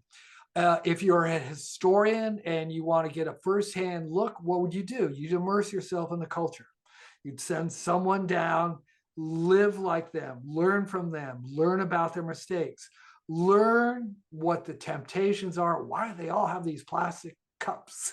You know, if they know this material is sterilizing them, why are they using it? It's part of their historical record. There are a number of UFO researchers out there who have made this case very distinctively, like that there is a human-looking infrastructure that is from them and that they just live here among us and in the manner that you're describing. We have no idea for certain that the fossil record that we're looking at, which comprises literally of no more bones than I could fit on my kitchen table, is our original ancestors. We don't know. We think they are, but those people that we find may have been here from someplace else. There's no way to know. We don't know who those people were. We're guessing. We think, hey, they evolved here. Did they? I think they did. Do the Greys, that is my opinion. Do the Greys look like us because they're somehow related to us? Or because this type of DNA, like Professor Nick Lane says, is just, if you mix these two chemicals together, pretty much 100,000 times out of a million, it comes out the same way. It's just the way the dice are cast. Yeah, you got the idea. We're called tetrapods. We got 2 arms, 2 legs, and a head. And if you look, it seems like a good design, right? Yeah, it's from an engineering standpoint, it's an identical design. That's why you're not going to see, you know, crazy people. I know Dr. Gary Nolan, who I respect eminently, says, oh, they can't look like us. It's impossible. What are the chances that they're going to evolve and look like us? That's spoken from a true scientist, not an engineer. I would expect from an engineering standpoint, they would look very much like us. If you look at the Cambrian explosion and all the animals that evolved at that time. Especially if they're technologically successful. Yeah. Yeah, you need fingers to push buttons to assemble fine materials, to forge things, to do things. You want spares. You want more than one arm. You know, one arm, if you lose that arm, you can't do anything. So you want 2 arms. again, you look at the Cambrian explosion when we had all these animals, they all were very similar. They all had heads, they all had eyes, they all had teeth, they had claws. Some of them had tails, some didn't have tails. But the predation, the entropy, caused innovation. The smaller ones fled the big ones and learned how to hide. They learned how to build nests so they couldn't get to them. Mm-hmm. That's what civilizations do. These people are learning from our people. They're looking at us. They may be living with us, learning from us on the ground and saying, hey, this is why these crazy guys do what they do. This is why they sit and watch Netflix and eat pizza pockets. These are who they are. We know better. We can learn from their mistakes. We can avoid this, and we can continue to evolve. They may be doing this on planets all over the galaxy. We don't know. But it would require an enormous infrastructure, working day and night, all day long, because there's 8 billion people on this planet. You're not looking only at the people. You're taking soil samples, you're taking vegetation samples, you're testing the water. You would be spending as much time under the oceans looking at the hydrothermic vents and looking at the soil, looking at the erosion. They might even, you've shared many times, maybe they're underground. Yes, maybe they're looking at the core of the earth. They're maybe looking at, are the magnetic poles shifting? How many times does that happen? What effect will it have? They're full out doing a research, full court press, because, and they need this many people because it's a huge project and they live a long way away. So they got to bring everything with them. It's like Lewis and Clark. They had a huge train with them. It wasn't just them and their female scout. Yeah. They had a huge supply line with trucks, and not trucks, but wagon trains and chuck wagons and arms and supplies. They had all kinds of things. That's what these people are doing too. This is the same thing. Yeah. Okay. Are they going to interfere in our nuclear arms race? We've blown up 1,500 above ground nukes. They never interfered in any one of them. To them, hey, they've seen worse. Believe me, predation is across the universe. Everything, there's predation everywhere. It's part of evolution. You need it for innovation. If there was no predation, there'd be no need to evolve. We'd still be living, we wouldn't have to move in and build shelters to keep ourselves away from the saber-toothed tigers, because just living in the trees would be fun. Nothing's going to eat us there in the trees. Well, one thing that you mentioned, predation, I'm interested in this as well. And it seems to me that whoever these beings are had to have been, just like we became, they had to have been the apex predators of their world. I mean, they must have been, and they must be used to getting their way, just as we like to think we're used to getting our way. Oh, and I wonder what their attitude is here. Now that they're here, they have a plan. It may just be to study and analyze and learn. I wouldn't discount any of that, what you're saying, but I do wonder if there's something more than that, if they do have an interest in our beautiful world. I think their attitude is the same as ours. Maybe similar to the early explorers. If they found a new spice route, might they be tempted? Maybe. It would seem to me, given the amount of time they've already spent with no aggressive moves, given that they definitely have the ability to do it, but they haven't, I kind of lean more towards the model that we have with these lost tribes in the Amazon. Hey, they're interesting. We can learn a lot. We can apply what we learned to our civilization, but we really have no interest in moving. One of our models during the 20th century, in fact, one of the real reasons for the development of the field of anthropology, frankly, was to use it to learn about those indigenous tribes so you could get your way in there and get into the resources that they lived on. Thank you, Margaret Mead. Yeah. As I shared, that was a big part of what that was about.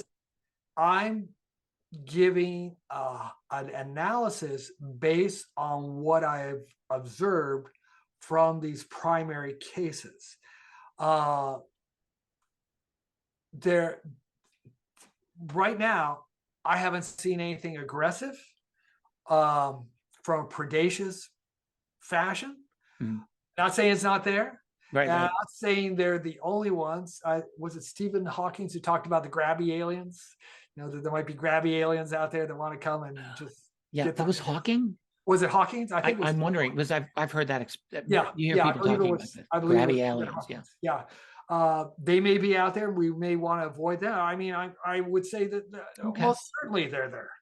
They're out there, and we have to be on guard for that. I'm sure these aliens are on guard for that. I'm sure there are other Because civilizations. we're kind of a grabby type. Oh, we are. We're definitely a grabby type. What do we do with their ship? We took it. We won't give it to anybody. We're keeping it to ourselves. We won't share it with our friends. We won't let our top scientists look at it. No, no, no. You can't say. If we had the type of disclosure that a lot of people want to have, where they just come out and say, yes, we have alien spaceships, and yes, we've been in contact with aliens. Next question, well, how many spaceships do you have? We can't tell you. Well, can we see them? No, you can't. How they work? We can't tell you. It's top secret. They're not going to tell you anything. They don't want to share it. They're not going to be making them for mass transportation. They're going to keep that technology to themselves, because once you have that technology, everything changes. Nobody's going to want to buy the CERN particle collider when you can have a particle collider that can sit on your coffee table. This is going to look like let me fill out that Rube Goldberg thing again. Yeah, exactly. That's why you don't go like, oh, you know, it's going to look like that. Yeah, exactly. I remember in one of Lazar's interviews with who's the reporter from Nevada there? George Knapp. George Knapp. He did a very long interview down in Mexico. It's a great interview. If you see it online, you should watch it.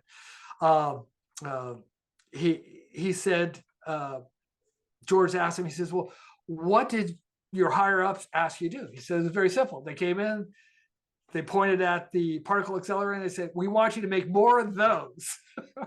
There wasn't like, they didn't understand anything. They just said, make more of those. That was a direct thing. Make more of those. And that's what they're still doing. They're still doing that. It's obvious from the Wilson memo. Oh, we've made some progress. Yeah. They're just looking at going, how can we make? That's what they were telling him as well, but it could have been true. Yeah, I think it is. I think they don't want, because they know if they put them in or Davis, the secret's out.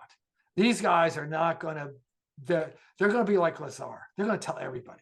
They're going to like, look, you can't keep this a secret. This is too important for humanity.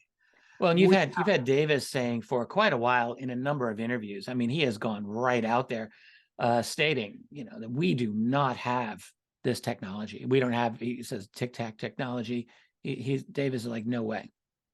No way. Quite adamant. We don't have captured this technology, or he just hasn't seen it.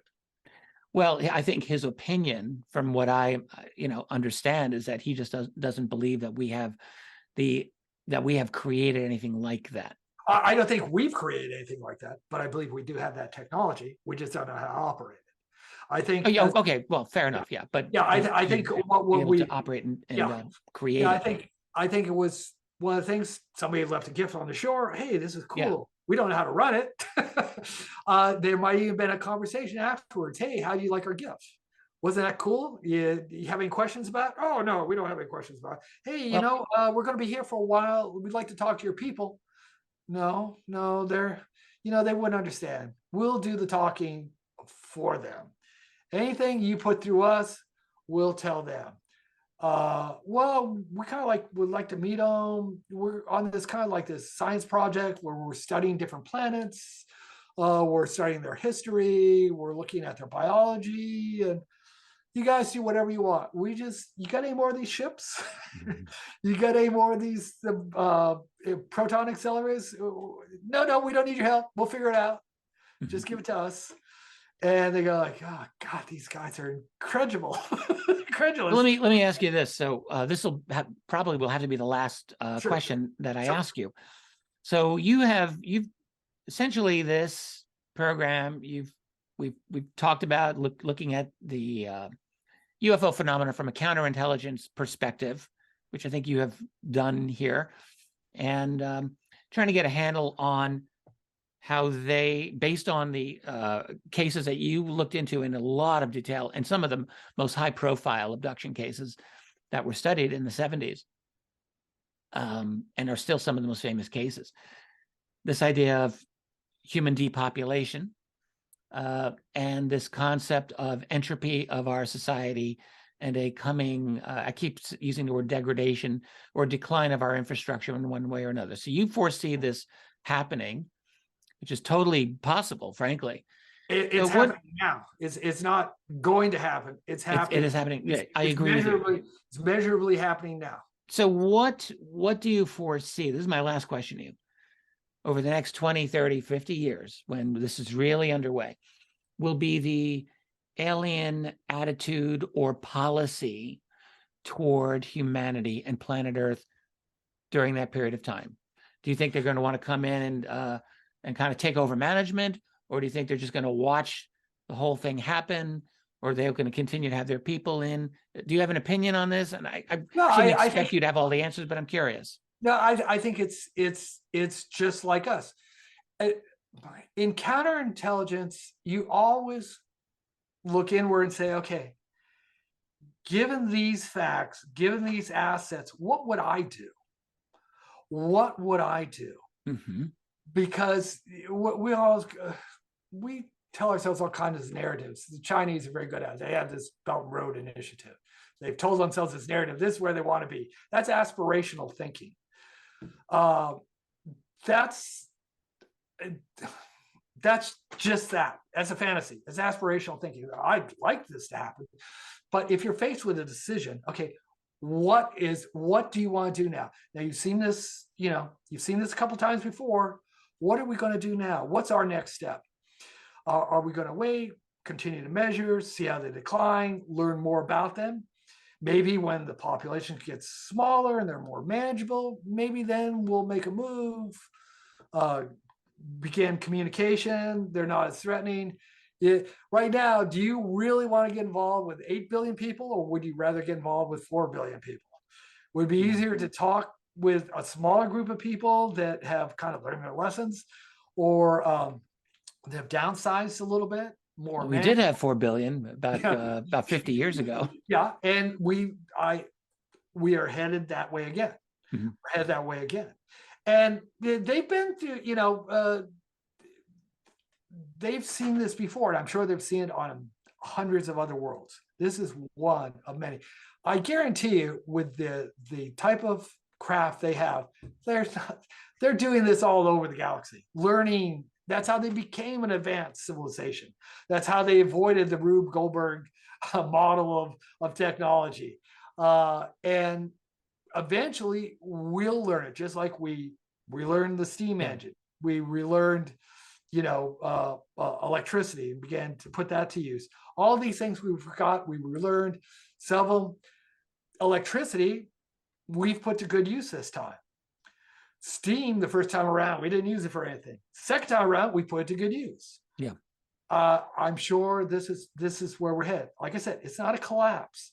It's a downsizing and reimagining of civilization. The same way the Romans begot the Muslim civilization of Europe, and they collapsed in the Renaissance. We're going through that phase again, as we have, who knows how many times, countless times before. This, though, is different in that, in great part, it has to do with biology. Except for the plagues, we've never downsized like this except for war. The plagues were another time when biology downsized us. Yes, right. Now we're downsizing ourselves based on, we don't throw the garbage out. And we have to learn that lesson, that we need these products, but how can we make them safe so they don't downsize us? Again, humanity's not going away. We'll evolve out of this the same way we evolved out of the plagues. We'll evolve out of this, the lack of testosterone and all of the things that are coming with it, the depression.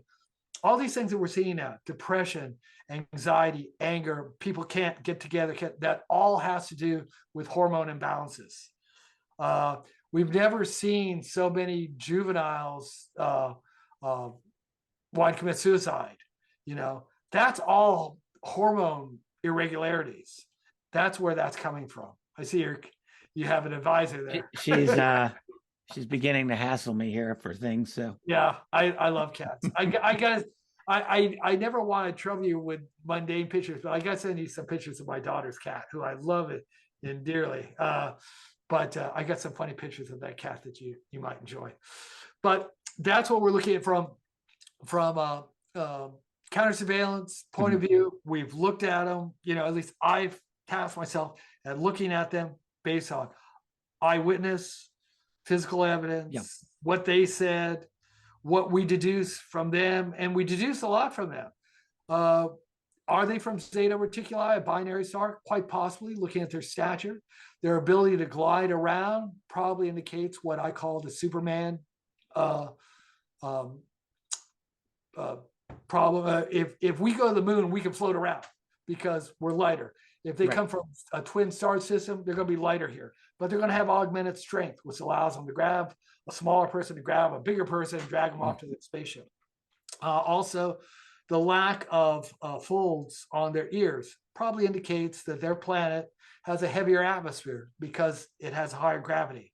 So they don't need these ear folds to catch sound.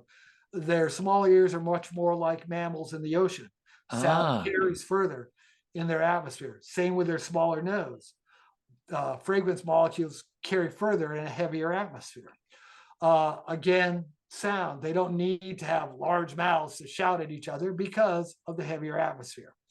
Those are some of the traits we see. Now, can we use that? Yeah.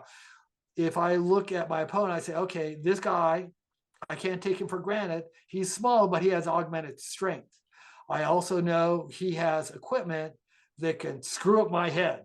He can point his wand at me or use his skull cap to paralyze me or to create sensations of euphoria. Those are all things that I've learned from observations and from these abductions and from what I've experienced myself.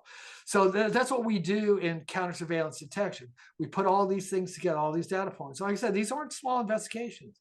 I think, I don't know if we talked about this before the interview, but the Betty Andreessen investigation, that's 600 pages. That's not a single document. Yeah, I know. You did mention that. It's quite extraordinary. Yeah. And I assume those 600 pages are, they were purchased and made unavailable by two individuals back in the 1980s who bought it all and stowed it away. Well, interestingly enough, there's a lot of information still, and I was just looking, there was a website for the Betty Hill and Barney Hill abduction that the website just assembles all the documentation on them, all the reports that were written, everything about them. I should send you the link, but everything from their birth certificates, their work employment, everything about. Oh, that's great to have all of that gathered together. Yeah, and so I would imagine that if you took all the Travis Walton is another one where you could assemble an entire website just based on interviews and polygraphs and. Oh yeah, well Travis's file is another huge one in the old APRO files. I know he has seen it, but I don't think anyone else has seen it. Yeah, we did all those things. He was interviewed by two psychiatrists and one psychologist. I forget the doctor who did his physical exam, but all those were all part of the package. We had all that information. Yeah. So these aren't just someone told me a story. It's not like you're listening to a podcast and you hear a 20-minute story. Oh, the aliens came in my bedroom and they took me off and they did weird experiments and I don't remember half of it. This was an in-depth investigation, not just about the principals, but those who also outside, the neighbors who saw the craft, the law enforcement who saw the craft in the sky, the radar operators who recorded it at the local airport. All these things are all part of these investigations. And so you can learn a lot about who these people are, what they're doing, how they're surveilling us, what their craft is like. Yeah. You've got a little peek inside very Spartan, very high tech. We know that tells us a lot about them. Maybe their tech is not just complex, but maybe if it's so simple, all we have to do is take out this one thing to screw them up and make them crash. Maybe it's that simple, because you don't have the complexity that you have something where like, I don't know even where to pull the plug on this thing. It's so complex. But if you know that particle accelerator, that's the heart of the ship, you take that out, you take everything out. The whole ship crashed. Yeah, sure. Right.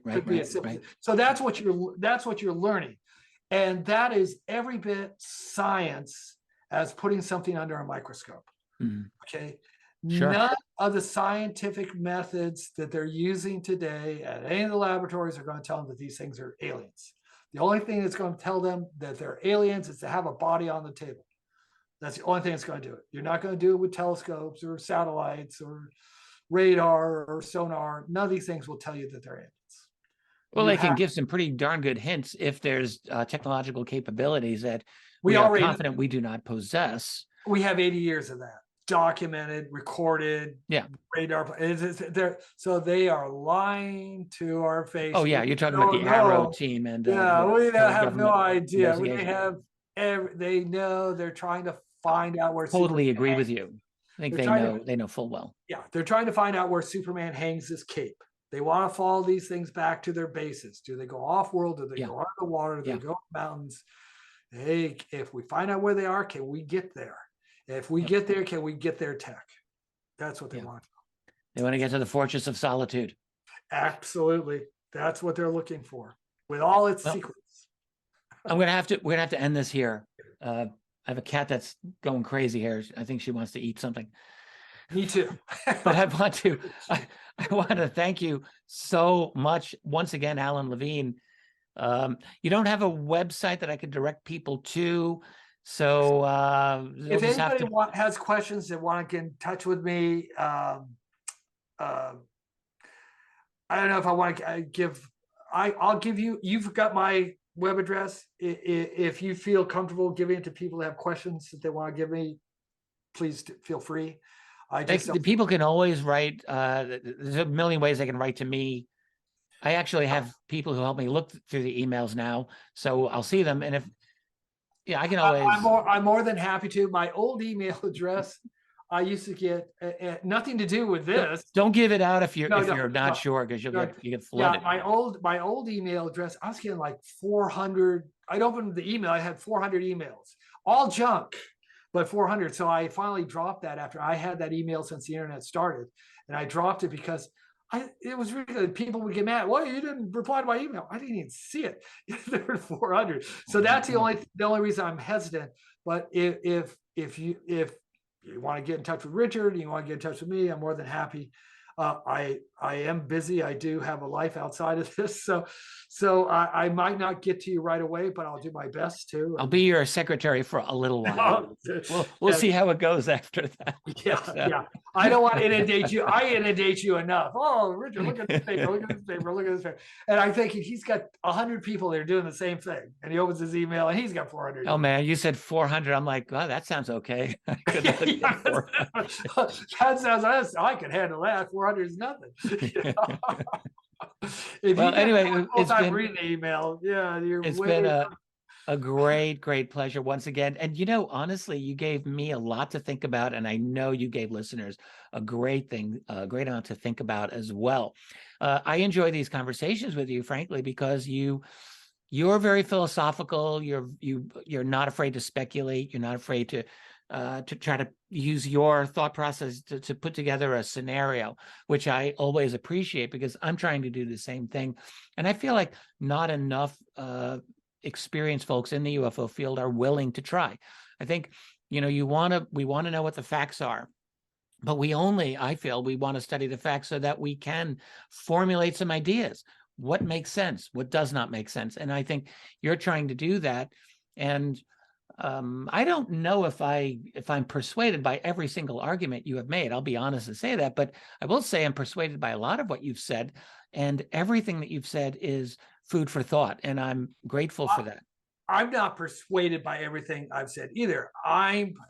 It's like someone looking at a data. I look at the data. I go like, I don't believe this can happen, but I've got the data before me. Yeah. What conclusion can I draw from this? Yeah, I know exactly. Though, I mean, one of the problems we have with science today is, oh, they can't get here from there. Well, they are here. They figured some way out. They figured something out. There's some way to do it. So let's start looking at that. Exactly. And that's what I was tasked with to do. And I'm not boasting or anything, but that's what I was tasked to do in the real world to save lives. Mm-hmm. Let's find out if someone's watching us. Are they up to no good? Who are they? What are they doing? What are their capabilities? And I'm doing the same thing with this. And I mean, just like doing a real world and you're looking for terrorists and stuff, you may be wrong. This may be a friendly watching you. It may be another intelligence agency who's watching what you're doing. It may be, you know, it may be just a coincidence. You know how many times we'd found someone who had every right to be there doing what they were doing and had nothing to do with surveillance, but they sure were acting suspicious, and they sure had all the earmarkings that they were up to no good. So that does happen. What I'm doing is putting forth a case based on what I know today. Something else might come up tomorrow that changes my mind. Oh, this new part in here, we don't know. I do believe that, as Chris Mellon hinted at, and Jeremy Corbell and George Knapp have all hinted at, that something is coming soon, something new, something we haven't seen. I believe in this reordering, this downsizing, as you've shared, there's a chance for stuff to get out. I believe there's more Bob Lazars out there. I believe there's people that will come forward, and we may be on the cusp of some of this stuff. Once it gets out, and I think this is what President Carter was trying to do, I'm just going to throw it out. I know where the bodies are buried, and I'm going to tell everyone where they are, and then try and stop it. Then it's a flood. Then you go, okay, yeah. You know, they may try and get the toothpaste back in the tube, but it'll be too late. Okay. So I think that's what's happening. Well, that's a good point to end this on then. So again, thank you, Allan. I'm thinking over time, we're going to have more than just these four. We'll probably come back for number 5 and 6, and who knows? So we'll just play that by ear. But for this, I want to thank you again for being here for a really interesting and engaging conversation. I've enjoyed it very much. And that's all we've got. I want to thank everyone who's been here with us. I'll be back again soon. And in the meantime, I just want to ask you, if you like what I do here on this channel, do you like this video, shares, and get notifications, and subscribe to my channel. And if you really like what I do, go to richarddolanmembers.com. It's a very active ecosystem over there. And a lot of great members of that site who are quite active themselves. So it's a great place. Anyway, that's it. That's all we've got. I want to thank everyone, and I'll catch you all again really soon. Let us keep fighting the good fight. Later.